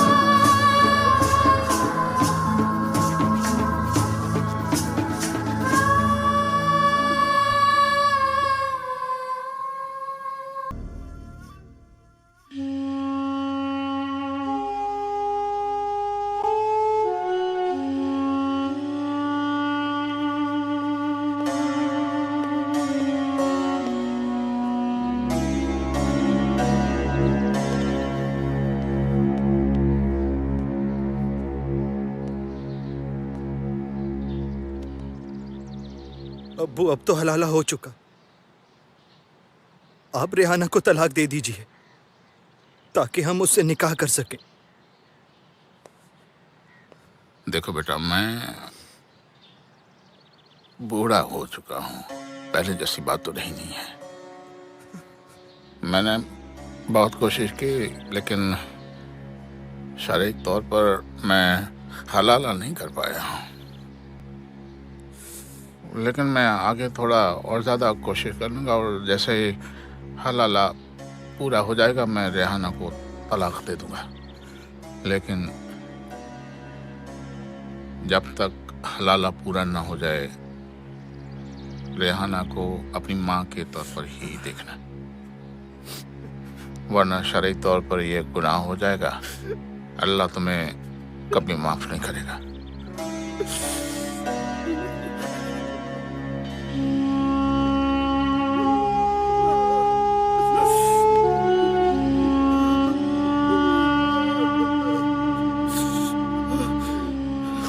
हम आपकी बात से इत्तेफाक रखते हैं भारती जी। हम खून खराबा नहीं चाहते, हम देश में एक अच्छा माहौल चाहते हैं। हम पहले इंसान हैं, फिर हिंदुस्तानी हैं, उसके बाद में मुसलमान हैं। जी। इस्लाम इंसानियत सिखाता है, लेकिन शरई बोर्ड के मुखिया मौलाना जफर कुछ अजीब सोच के इंसान हैं। मुल्क में एक बड़ी आबादी से ताल्लुक रखने की वजह से मनमानी करना चाहते हैं। खैर, हम इस सिलसिले में उनसे बात करेंगे। अगर आप चाहेंगे तो कोई ना कोई रास्ता जरूर निकल जाएगा। जी, मैं चलती हूँ। और सुनिए, शास्त्री जी की जमानत के बारे में आप फिक्र मत कीजिए, हम उनकी जमानत का बंदोबस्त आज से ही शुरू करते हैं।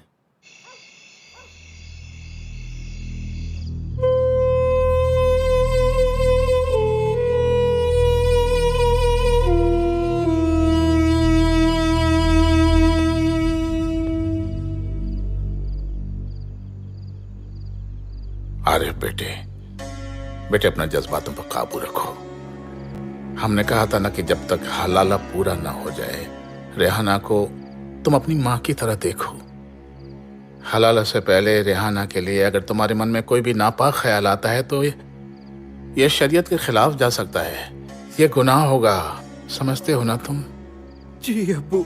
हाँ, अपने जज्बातों पर काबू रखो।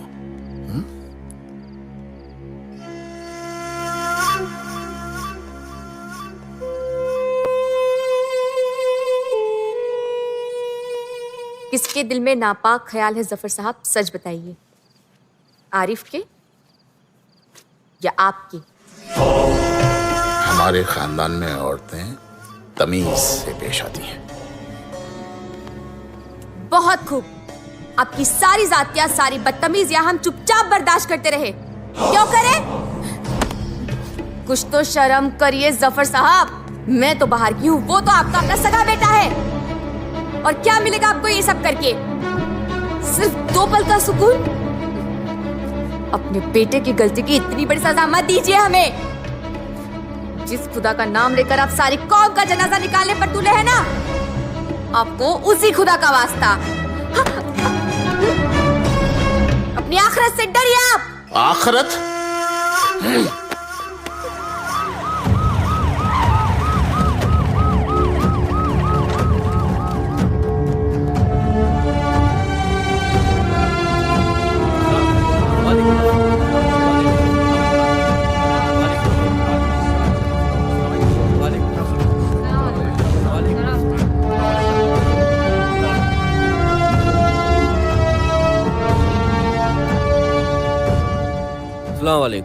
वालेकुम सलाम। तशरीफ रखिए। जी।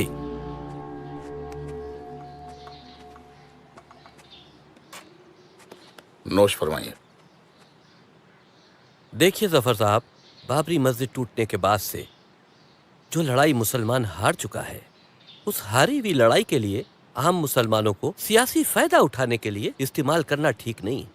देखिए, जैसा कि आप जानते हैं, राम जन्मभूमि पर जो मस्जिद बनाई गई थी वो मंदिरों को तोड़कर बनाई गई थी। मेरी एक सलाह है इस सिलसिले में, अगर हम लोग अपनी इस मस्जिद को कहीं और शिफ्ट कर दें। देखिए, दुनिया में कई जगह मस्जिदें शिफ्ट हुई हैं और हमारे आपके रसूल ने भी मस्जिद दिरार को इस बिना पे तोड़वा दिया था कि वहाँ इस्लाम के खिलाफ साजिशें हो रही थी, और ये बाबरी मस्जिद तो खून बहाने का सबब बन गई है। हमें ये हिंदुओं को वापस कर देनी चाहिए। वाह जनाब, वाह।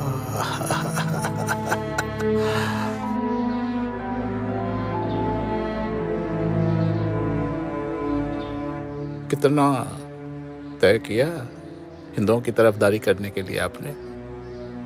जफर साहब, मैं आपकी तरह दीन और इस्लाम का सौदा नहीं करता और ना ही दूसरे मुल्क से इस काम के लिए पैसा मंगाता हूँ। आप क्या करते हैं, क्या नहीं करते हैं, इससे हमें कोई लेना देना नहीं है। लेकिन एक बात जरूर कहूंगा, बाबरी मस्जिद से आप लोगों का कोई लेना देना नहीं है। क्यों? क्योंकि बाबरी मस्जिद हमारी अमानत है और अपनी अमानत की हिफाजत करने में हमें कोई समझौता मंजूर नहीं है। जफर साहब, ये मत भूलिए, जिस विवादित जगह पर मस्जिद की तरह का एक खंडर बनाया गया था जो मीर बाकी ने बनाया था, और मीर बाकी शिया था, 1528 में जो खंडर मीर बाकी ने बनाया था, 1944 में सुन्नी बोर्ड ने उसको सुन्नी मस्जिद कहकर दर्ज कर लिया। अगर राम जन्मभूमि के मामले को अलग कर दिया जाए तो इससे आपका कोई ताल्लुक नहीं, और शिया बोर्ड इस खंडर के लिए, जिसके लिए कत्लो आम हो रहा हो, लड़ाई लड़ना नहीं चाहता। तो फिर आप जिन हिंदुओं की पैरवी कर रहे हैं उनके पास खुद जाइए, उनसे बात कीजिए, उन्हें समझाइए, उनसे कहिए कि बाबरी मस्जिद को ढहा कर कितना बड़ा गुनाह किया है उन्होंने। हम मुसलमान फिर से उसी जमीन पर बाबरी मस्जिद को बनाकर ही दम लेंगे, ये फैसला है हमारा।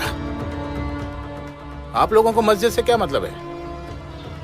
आप लोग तो शिया हैं। जो मुसलमान खलीफाओं से मोहब्बत नहीं करते वो मुसलमान कभी हो ही नहीं सकते। अगर आपकी निगाह में 3 खलीफाओं से मोहब्बत मुसलमान होने की पहचान है तो आप मुझे काफिर ही समझिए। वो जमीन जहां श्री राम पैदा हुए थे उसको आप हड़पने पे आमादा हैं। लानत हो यजीद पर, जिसकी पैरोकारी ने आपके दिलों से हक परस्ती छीन ली है। वसीम साहब, इस्लाम के खलीफाओं के सिलसिले में अपनी बदकलामी बंद कीजिए, बहुत महंगी पड़ेगी आपको। अपनी ज़बान पर लगाम दीजिए। चिल्लाइए नहीं जफर साहब, अब हम लोग आपसे डरते नहीं हैं। जिनको आप खलीफा मानकर उनका एहतराम करते हैं, उन्होंने तो अपने रसूल की बेटी का हक बागे फिदक भी छीन लिया। आप हिंदुओं के भगवान राम का हक कैसे वापस करेंगे? आप जो कर रहे हैं गुनाह अजीम है। मस्जिद मुसलमानों की है और इंशाअल्लाह वहाँ बाबरी मस्जिद कायम होकर रहेगी। वो हमारे अल्लाह का घर है। आप शिया हैं, अपने इमाम बाड़ों की फिक्र कीजिए। मस्जिद का मसला हम खुद हल कर लेंगे। जाइए, तशरीफ ले जाइए यहाँ से। जाते जाते एक बात और बता दूं जफर खान, मेरे हिसाब से इस मुल्क का 95% मुसलमान इस मामले में हिंदुओं के साथ में है। वो फसाद नहीं, समझौता चाहता है। जो बने सो कर लीजिए, लेकिन जरा बच के रहिएगा, इस चक्कर में कहीं आप भी ना पिस जाएं। धमकी मत देना जफर खान, अब माहौल तुम्हारे खिलाफ है।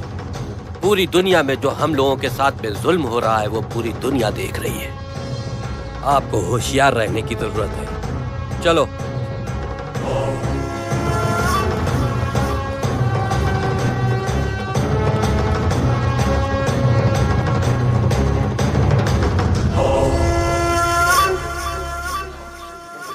गलतफहमी का शिकार हो गया है बस।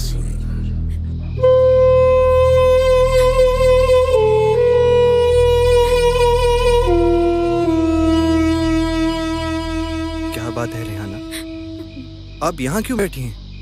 रात बहुत हो गई, चलो अंदर चलो। कहाँ चले हम? उस दोज़ख में जहाँ जिंदगी मौत से भी ज्यादा बदतर है।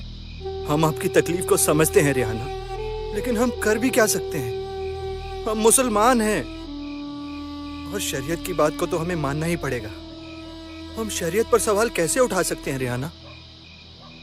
शर्म आती है हमें, जहाँ घर की बहू के साथ हलाला के नाम पर ससुर हम बिस्तर हुआ करते हैं। जी, जिसे हमने अपना वालिद समझा, उसी ने शरीयत के नाम पर हमें अपनी हवस का शिकार बनाया। अब हम क्या कर सकते हैं रिहाना? हम तो बस यही कहेंगे कि कुछ दिनों की बात और है। वैसे भी ये सजा सिर्फ आपको नहीं मिल रही, हमें भी मिल रही है रिहाना।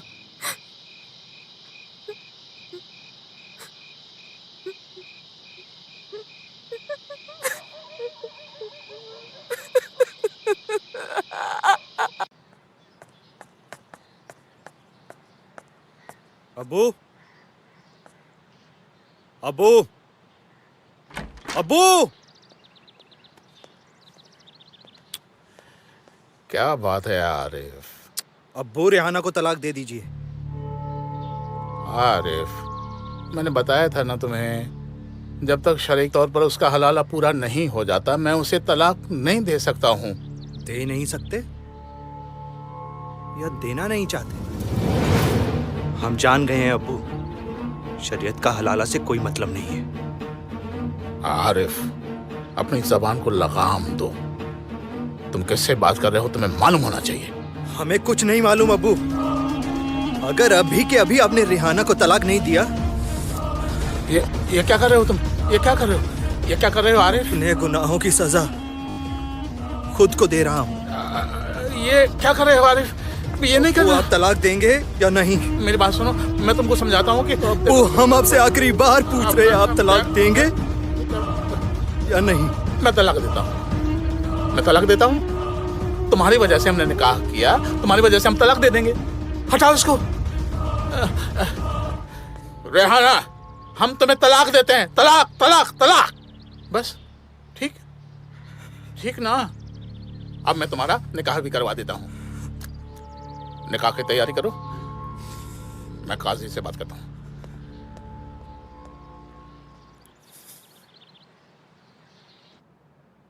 जैसा कि आप लोग जानते हैं कि जब से बाबरी ढांचा गिरा है, तब से कुछ ज़मीर फरोश, ईमान फरोश मुल्लाओं ने अपने घरों को चांदी के सिक्कों से भर के फसाद कराना शुरू कर दिए हैं। 2000 से ज़्यादा लोग मारे जा चुके हैं। हमें हिंदुस्तान के मुसलमानों के मुस्तकबिल की फिक्र हो रही है। हम इन कट्टरपंथियों के साथ में लुटेरे बाबर के पैरोकार नहीं बनना चाहते। हम हिंदुओं के हक को मारने की लड़ाई नहीं लड़ना चाहते। राम मंदिर हिंदुओं का हक है, उनको मिलना चाहिए। वो लोग जो इमाम हुसैन अलैहिस्सलाम के कातिलों की हिमायत करते हैं, हम उनका साथ नहीं देंगे। तुम भी तो पले हो आले नबी के टुकड़ों पर। नमक हलाल हो तो नमक की बात करूं। सुनो ए बाबरी मस्जिद के मांगने वालों, कभी तो जन्नतुल बकी की भी बात करो। बाबरी ढांचा टूटना, ये वो सब्र है हमारा जो सऊदी अरब में जन्नतुल बकी को तोड़ा था। जब इमाम हुसैन अलैहिस्सलाम करबला पहुंचे थे तो इन्हीं खलीफाओं के मानने वाले मुसलमान यजीद के हाथों पर बैत कर चुके थे। उनको कत्ल करने के लिए घेर लिया था। तब उनकी मदद के लिए हिंदुस्तान से हिंदुओं की एक फौज रवाना हुई थी, जिन्हें आज भी हम हुसैनी ब्राह्मण कहते हैं।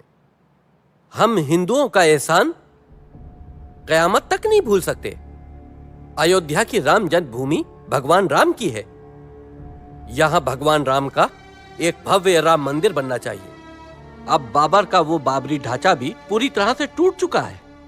अब अगर समझौते की कोई बात होती है तो अयोध्या में भव्य राम मंदिर और यहां से 150-200 किलोमीटर दूर एक मस्जिद अमन की बात की जा सकती है। क्या आप लोग हमारी इस बात से सहमत हैं? जी, आप ठीक कह रहे हैं। हम सब तैयार हैं। मौलाना साहब, आप? शरई मसला है, आपकी बात जायज है। शुक्रिया जनाब। जनाब, ये वसीम रिजवी ये तो मुसलमानों के नाम पर एक बदनुमा धब्बा है। मंदिर के लिए हिंदुओं का साथ दे रहा है। साहब, जब आपने जितनी दौलत फरमाइश की हमने मुहैया कराई। इसके बावजूद भी जब आपके मुल्क में इस्लाम और मुसलमानों की खिलाफत होगी तो आपकी दोस्ती का क्या फायदा। आज वसीम रिजवी का नाम पूरी दुनिया में लिया जाता है। एक आप हैं कि पूरी जमात आपके साथ खड़ी है, फिर भी आप। ऐसी बात बिल्कुल भी नहीं है जनाब। हम जल्द से जल्द कोई ना कोई रास्ता निकाल लेंगे। फिलहाल कुछ रुपयों की जरूरत है। एक बड़ी वारदात को अंजाम देना है। देखिए, जितना पैसा चाहिए हम आपको देंगे। आप सिर्फ मस्जिद के बारे में सोचिए। अयोध्या में मस्जिद जल्द से जल्द बन जानी चाहिए। इंशाअल्लाह ऐसा ही होना है और ऐसा ही होगा। अल्लाह हाफिज। आदाब आरिफ साहब।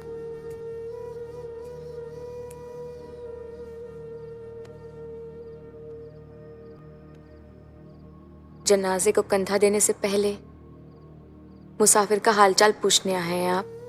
खुदा के लिए ऐसा मत बोलिए रिहाना।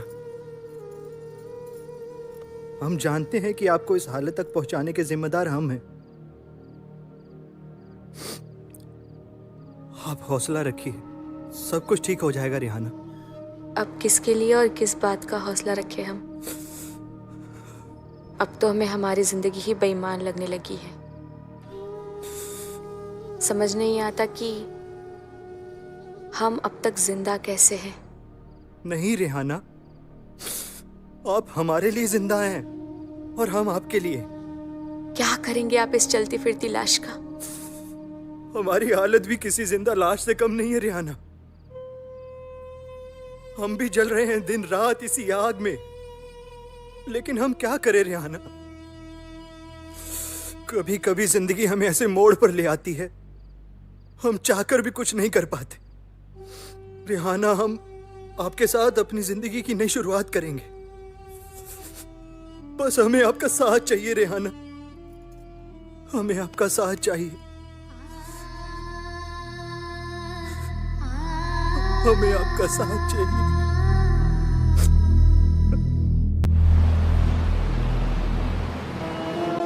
एक मुसलमान होते हुए भी वसीम रिजवी साहब ने हम हिंदू भाइयों के लिए जो कुछ भी किया है, मेरा मतलब है मंदिर निर्माण के लिए जो भी किया है, वो एक अद्वितीय उदाहरण है। यहां तक कि मेरी जमानत भी वसीम साहब ने ही करवाई है।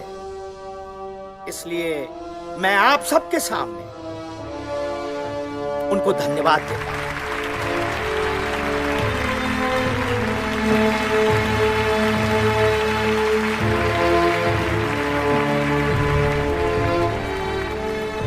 शुक्रिया शास्त्री जी। दोस्तों, इस मुल्क में रहने वाले अपने ही कुछ आतंकी ज़हनियत के कट्टरपंथी मुल्ला पड़ोसी शत्रु मुल्क पाकिस्तान के हाथों अपने दीनो ईमान को बेच चुके हैं और राम के नाम पर हिंदुस्तान में फसाद करना चाहते हैं। शिया बोर्ड ये नहीं होने देगा। हमने, शास्त्री जी ने और तमाम हिंदू भाइयों ने मिलकर यह फैसला किया है कि अयोध्या में राम मंदिर बनेगा और अयोध्या से हटकर मस्जिद का निर्माण होगा। और इस मुहिम को हमने नाम दिया है एकता की ओर।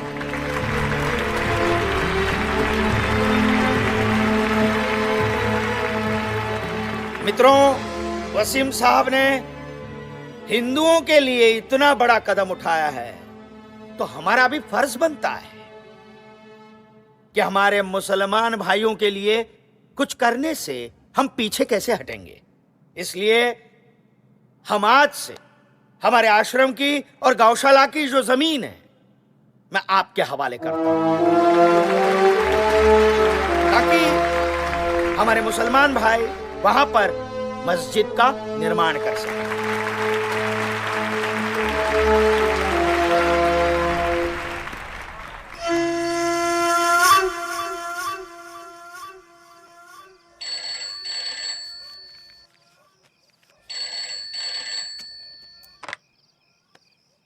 हेलो, जफर मकबूल बोल रहा हूँ। जी जनाब, अस्सलाम वालेकुम। वालेकुम अस्सलाम। नहीं नहीं, ऐसी बात नहीं है जनाब, आप हौसला रखिए, मैं चुप बैठने वालों में से नहीं हूँ। 13 तारीख को दिवाली है और इस बार इन काफिरों की दिवाली को खून की होली में तब्दील ना कर दिया तो मेरा नाम भी जफर खान नहीं। आपसे बस इतनी इल्तिजा है कि 4-5 ऐसे लड़के अपने मुल्क से यहाँ भेज दीजिए जो अल्लाह के नाम पर शहीद होने का जज्बा रखते हो। अल्लाह हाफिज। ए लड़की, तू अंदर कैसे आई? मेरी बात सुन रही थी? असलम, अख्तर, उस लड़की को पकड़ो। मेरी बात सुन रही थी, छोड़ना नहीं उसको।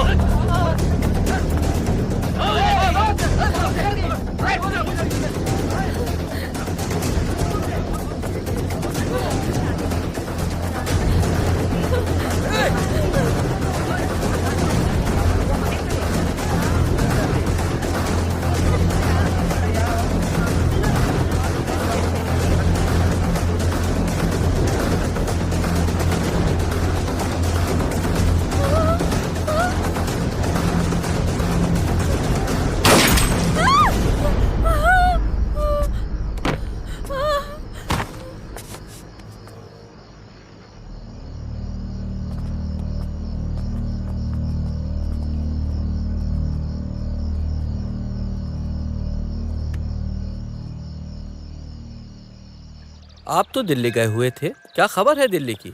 मंदिर निर्माण के सिलसिले में दिल्ली में क्या हो रहा है? सरकार चाहती है कि संवैधानिक तरीके से कोई रास्ता निकले। जी, कोई न कोई रास्ता निकालने की कोशिश जारी है। जल्द से जल्द मंदिर बने बस। देखिए, हम भी यही चाहते हैं कि जल्द से जल्द मंदिर बन जाए और उम्मीद पर तो देखिए दुनिया कायम है। हमको भी इस हुकूमत से उम्मीद है। देखिए, शिया समाज हमेशा कट्टरपंथी विचारधाराओं के खिलाफ रहा है। देखिए शास्त्री जी, आपको अपना ख्याल रखने की सख्त जरूरत है। आप भी जानते हैं कि हिंदू समाज हमेशा मेलजोल के साथ ही रहना पसंद करता है, और आप ये भी जानते हैं कि हिंदू समाज इमाम हुसैन की ताजिया भी उठाते हैं। आपको तो मालूम ही होगा, और ये तारीखी हकीकत है, जब इमाम हुसैन अलैहिस्सलाम को करबला में उनके परिवार के साथ में मुसलमान फौजों ने घेर रखा था, तो उन्होंने उन मुसलमान फौजों के सरदार से कहा था कि मुझको हिंदुस्तान जाने दिया जाए। हिंदुस्तान में उस वक्त इस्लाम नहीं था, यहाँ पर भगवान राम के मानने वाले ही हिंदू रहते थे। उनको उस दौर के कट्टरपंथियों और खलीफा पर भरोसा नहीं था, उनको हिंदुस्तान के हिंदुस्तानियों पर भरोसा था। वसीम भाई, हम सब मिलकर ईश्वर भगवान अल्लाह से प्रार्थना करें कि बगैर खून खराबे के जल्द से जल्द राम मंदिर का निर्माण हो। बस इंशाअल्लाह जरूर बनेगा।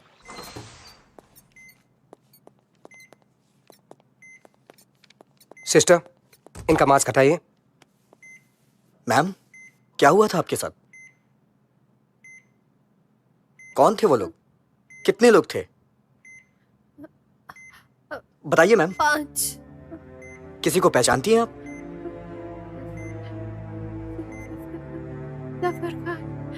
आप पहचान सकती हैं उसको? सर रहने दीजिए, अभी इनका पल्स रेट चेक कीजिए। आराम से, आराम से। केयरफुली। आराम से।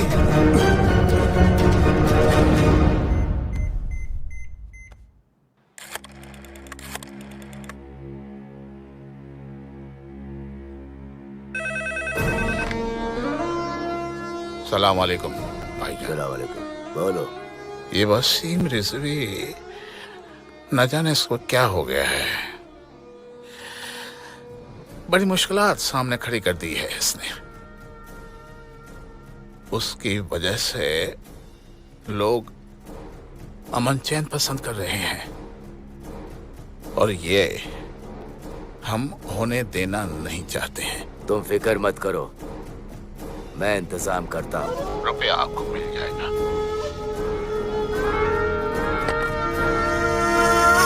वसीम रिजवी। सर बताइए, राम मंदिर पे आपका क्या फार्मूला है? देखिए, हम चाहते हैं किसी तरह का कोई विवाद फसाद न हो, आम सहमति से मामला हल हो जाए। और वैसे भी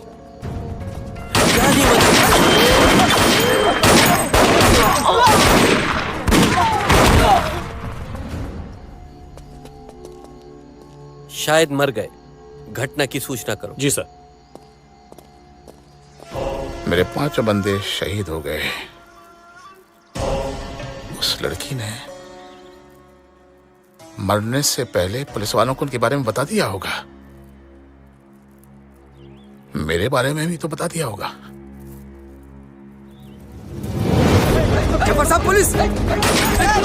चलो निकलो यहाँ से, निकलो! चलो हाथ आ गया। तो बाहर निकलो बंगला में। मैं पाकिस्तान जा रहा हूँ, बाद में मिलते हैं। इस्लाम की आड़ में जफर खान शैतान बन चुका है, इसका अंदाजा तो था, लेकिन इतना गिर जाएगा ये नहीं सोचा था। हजारों लोगों का कत्ल किया। भारती का कत्ल देख लीजिए, खुद अपनी ही बहू के साथ में हलाला कर दिया। बहुत दुख हुआ, बहुत दुख हुआ। भारती, रिहाना दोनों मेरी बेटियां समान ही हैं। सुना है आजकल रिहाना की तबीयत भी अच्छी नहीं रहती। मैं एक बार उसे मिलना चाहता हूं। आपको देखने जाना चाहिए।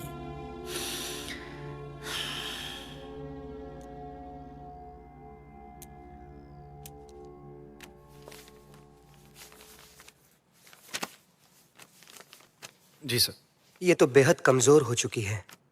इनका प्रेग्नेंट होना काफी मुश्किल वाला समय होगा और इनका काफी ख्याल रखना पड़ेगा। ये दवाइयां इनको समय पर देते रहें। जी डॉक्टर साहब।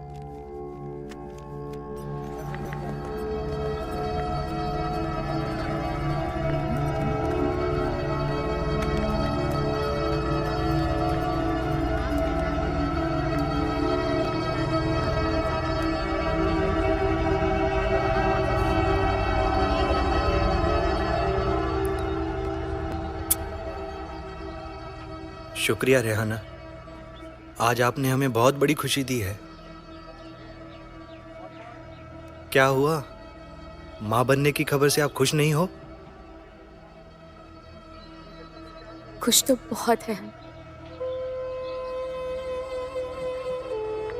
मगर समझ नहीं आता कि इसे आपका बेटा कहें या तुम्हारा भाई।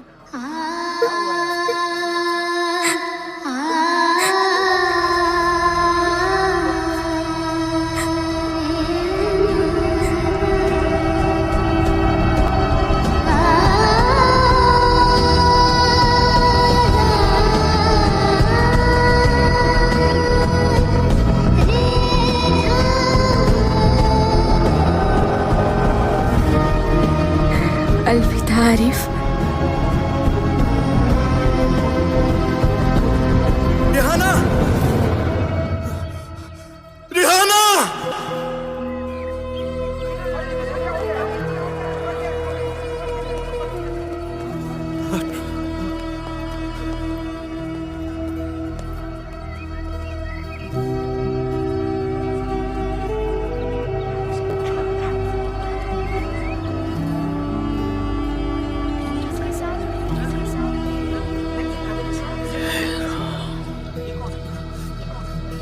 रेहाना! रेहाना! रेहाना!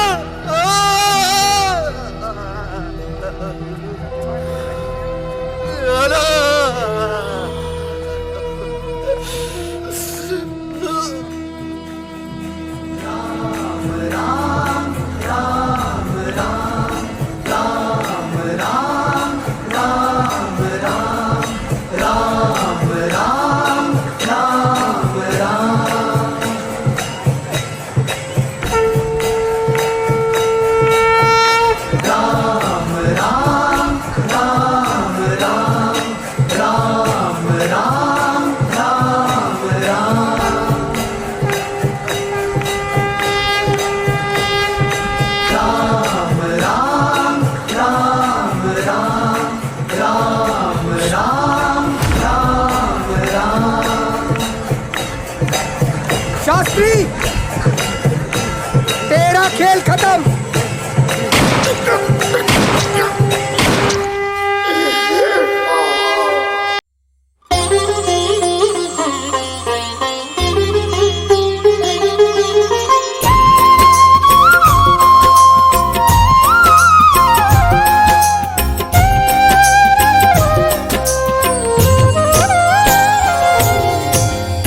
मंगल भवन अमंगल हारी, द्रवहु सुदशरथ अजिर बिहारी। सिया राम जय जय राम, सिया राम जय जय राम। दीन दयाल विरद समभारी, हरहु नाथ मम संकट भारी। सिया राम जय जय राम, सिया राम जय जय राम। कलयुग केवल नाम आधारा, सुमिर सुमिर नर उतरहि पारा। सिया राम जय जय राम, सिया राम जय जय राम।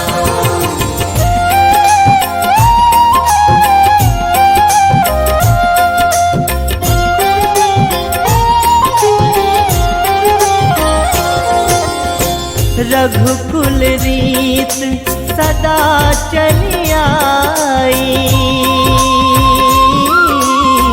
प्राण जाए पर वचन न जाई। सिया राम जय जय राम, सिया राम जय जय राम। जाकी रही भावना जैसी, प्रभु मूर्ति देखी तिन तैसी। सिया राम जय जय राम, सिया राम जय जय राम। मोरे तुम प्रभु गुरु पितु माता,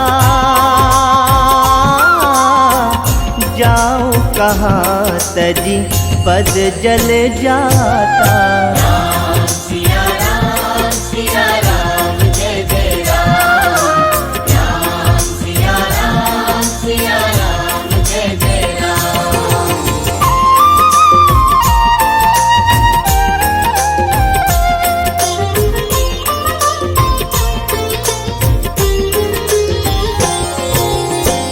उमा कहे मैं अनुभव अपना, सच हरि भजन जगत सब सपना। सिया राम जय जय राम, सिया राम जय जय राम।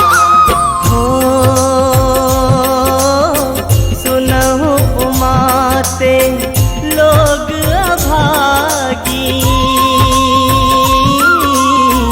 हरि तजी होहि विषय अनुरागी।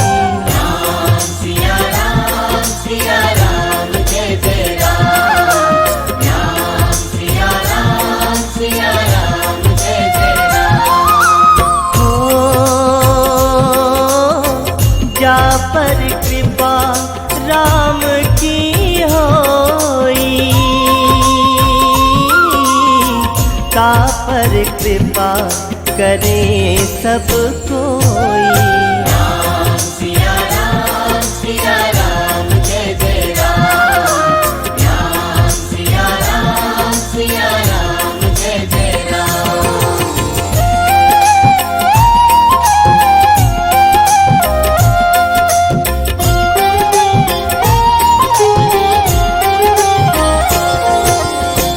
धीरज धर्म मित्र अरुणारी, आपद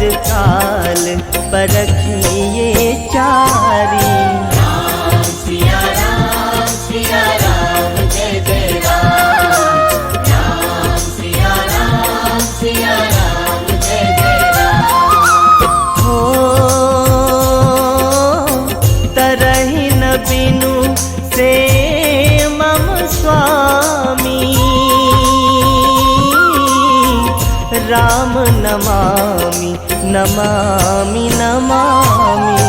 राम सिया राम जय जय राम। राम सिया राम जय जय राम। हो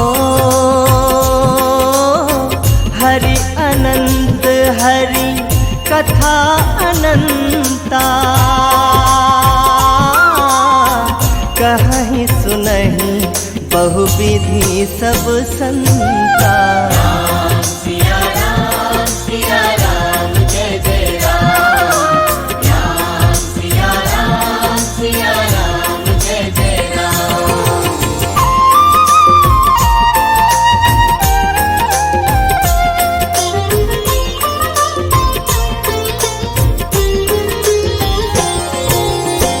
समिति समिति जल भरहि तलावा,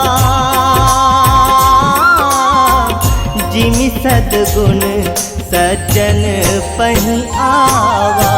राम सिया राम जय जय राम। राम सिया राम जय जय। अब अयोध्या में हो रहे ये निर्माण कार्य यहां आने वाले हर राम भक्त के लिए अयोध्या धाम की यात्रा को, भगवान के दर्शन को और आसान बनाएंगे। साथियों, ये ऐतिहासिक क्षण बहुत भाग्य से हम सभी के जीवन में आया है। हमें देश के लिए नव संकल्प लेना है, खुद को नई ऊर्जा से भरना है। इसके लिए 22 जनवरी को आप सभी अपने घरों में, मैं पूरे देश के 140 करोड़ देशवासियों को अयोध्या की इस पवित्र भूमि से प्रार्थना कर रहा हूं, अयोध्या की प्रभु राम की नगरी से प्रार्थना कर रहा हूं।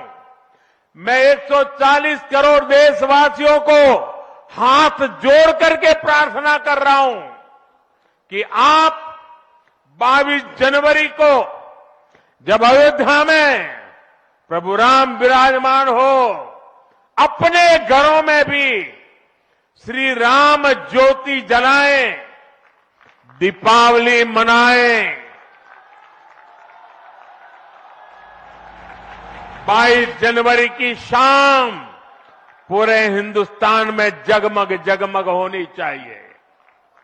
लेकिन साथ ही मेरे सभी देशवासियों से एक करबद्ध प्रार्थना और भी है। हर किसी की इच्छा है कि 22 जनवरी को होने वाले आयोजन का साक्षी बनने के लिए वो स्वयं अयोध्या आए। लेकिन आप भी जानते हैं कि हर किसी का आना संभव नहीं है। अयोध्या में सबका पहुंचना बहुत मुश्किल है और इसलिए सभी राम भक्तों को, देश भर के राम भक्तों को, उत्तर प्रदेश के विशेष करके राम भक्तों को मेरा हाथ जोड़ करके प्रणाम के साथ प्रार्थना है, मेरा आग्रह है कि 22 जनवरी को एक बार विधि पूर्वक कार्यक्रम हो जाने के बाद 23 तारीख के बाद अपनी सुविधा के अनुसार वो अयोध्या आए। अयोध्या आने का मन 22 तारीख को न बनाए। प्रभु राम जी को तकलीफ हो ऐसा हम भक्त कभी कर नहीं सकते हैं। प्रभु राम जी पधार रहे हैं तो हम भी कुछ दिन इंतजार करें। 550 साल इंतजार किया है, कुछ दिन और इंतजार कीजिए। और इसलिए सुरक्षा के लिहाज से, व्यवस्था के लिहाज से मेरी आप सबसे बार बार प्रार्थना है कि कृपा करके, क्योंकि आप प्रभु राम के दर्शन अयोध्या का नव्य भव्य दिव्य मंदिर आने वाली सदियों तक दर्शन के लिए उपलब्ध है।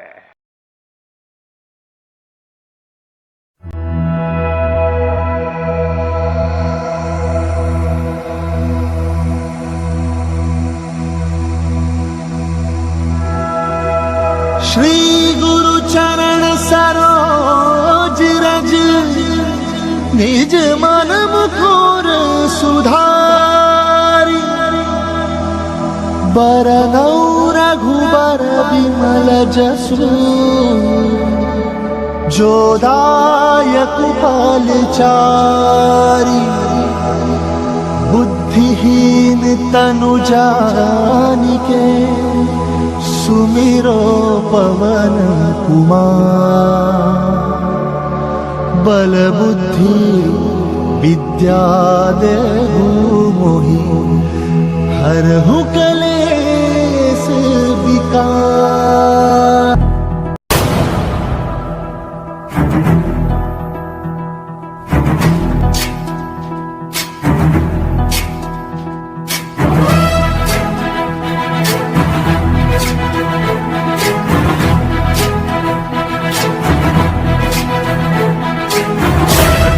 ज्ञान गुण सागर जय कपीसति गुलोक उजागर जय हनुमान ज्ञान गुण सागर जय कपीसति गुलोक उजागर दूत अतुलित बल धामा अंजनी पुत्र पवन सुत नामा महावीर विक्रम बजरंगी कुमति निवार सुमति के संगी जय हनुमान ज्ञान गुण सागर जय कपीसति गुलोक उजागर जय हनुमान ज्ञान गुण सागर जय कपीसति गुलोक उजागर जन भरन विराज सुबेसा कुंडल कुंचित केसा हाथ वज्र और ध्वजा विराजे कांधे मूंज जनेऊ साजे जय हनुमान ज्ञान गुण सागर जय कपीसति गुलोक उजागर जय हनुमान ज्ञान गुण सागर जय कपीसति गुलोक उजागर जय शंकर सुवन केसरी नंदन तेज प्रताप महाजगबंदन शंकर सुवन केसरी नंदन तेज प्रताप महाजगबंदन विद्यावान गुणी अति चातुर राम काज करिबे को आतुर विद्यावान गुणी अति चातुर राम काज करिबे को आतुर प्रभु चरित सुनबे को रसिया प्रभु चरित सुनबे को रसिया राम लखन सीता वन बसिया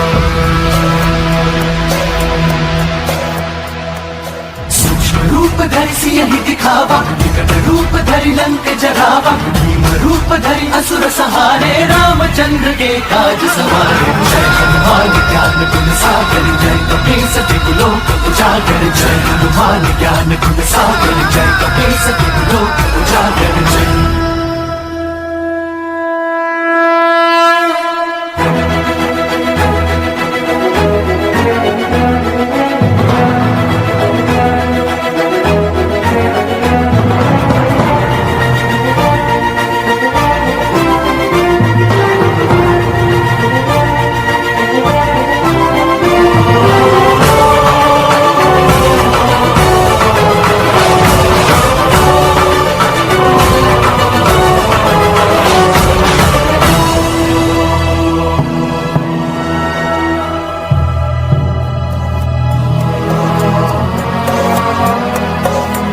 लाए संजीवन लखन जियाए श्री रघुवीर हरषि उर लाए रघुपति कीन्ही बहुत बड़ाई तुम मम प्रिय भरत ही सम भाई सहस बदन तुम्हरो यश गावे अस कहीं श्रीपति कंठ लगावे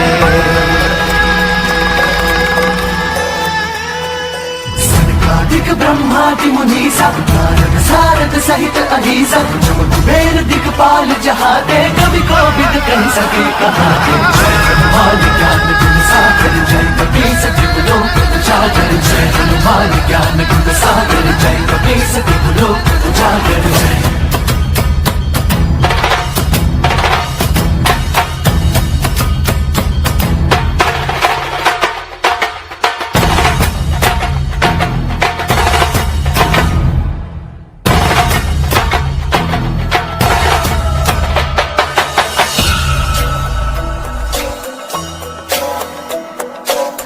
उपकार सुग्रीवहि कीन्हा राम मिलाय राजपद दीन्हा।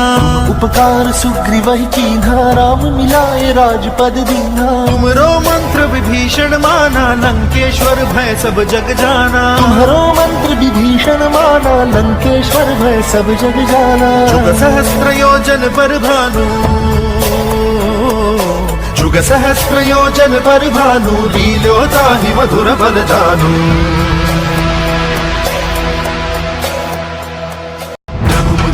मेली मुख माही जल दिलांगी गए अचरज नाही। दुर्गम काज जगत के जेते सुगम अनुग्रह तुम्हारे तेते। जय हनुमान ज्ञान गुण सागर जय कपीस तिहु लोक उजागर। जय हनुमान ज्ञान गुण सागर जय कपीस तिहु लोक उजागर।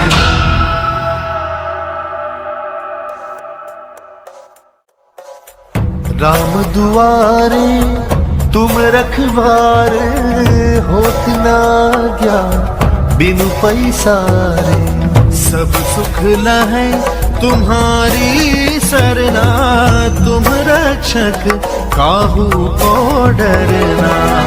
आपन तेज सम्हारो आपै, तीनों लोक हाथ थे कापै।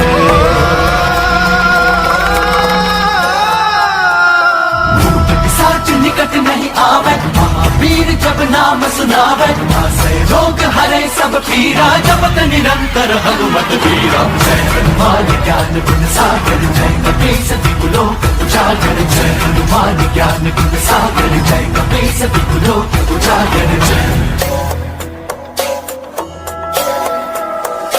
संकट ते हनुमान छुड़ावे, मन क्रम बचन ध्यान जो लावे। संकट ते हनुमान छुड़ावे, मन क्रम बचन ध्यान जो लावे। सब पर राम तपस्वी राजा, तिनके काज सकल तुम साजा। सब पर राम तपस्वी राजा, तिनके काज सकल तुम साजा। और मनोरथ जो कोई लावे,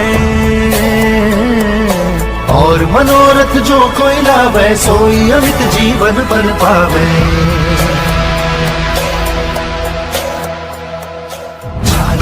प्रताप तुम्हारा सिद्ध जगत उजियारा। साधु संत के तुम रखवारे, असुर निकंदन राम दुलारे। जय हनुमान ज्ञान गुण सागर जय कपीस तिहु लोक उजागर। जय हनुमान ज्ञान गुण सागर जय कपीस तिहु लोक उजागर।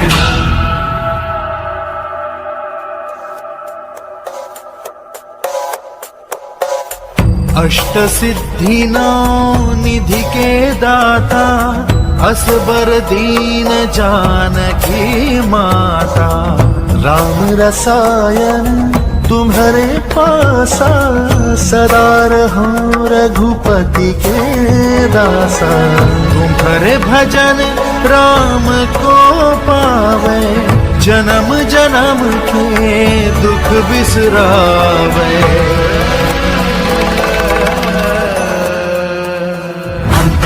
रघुबर पुर जाई, जहाँ जन्म हरि भक्त कहाई। और देवता चित्त न धरई, हनुमत से सर्व सुख करई। संकट कटै मिटै सब पीरा, जो सुमिरै हनुमत बल धीरा। जय जय जय हनुमान गोसाई, कृपा करहु गुरुदेव की नाई। जो सत बार पाठ कर कोई, जो नहीं बंदी महासुख होई। जो यह पढ़े हनुमान चालीसा, होय सिद्धि साखी गौरीसा। तुलसीदास सदा हरि चेरा, जय नाथ हृदय महदेवा। जय हनुमान ज्ञान गुण सागर जय कपीस तिहु लोक उजागर। जय पवन तनय संकट हरण, मंगल मूर्ति रूप।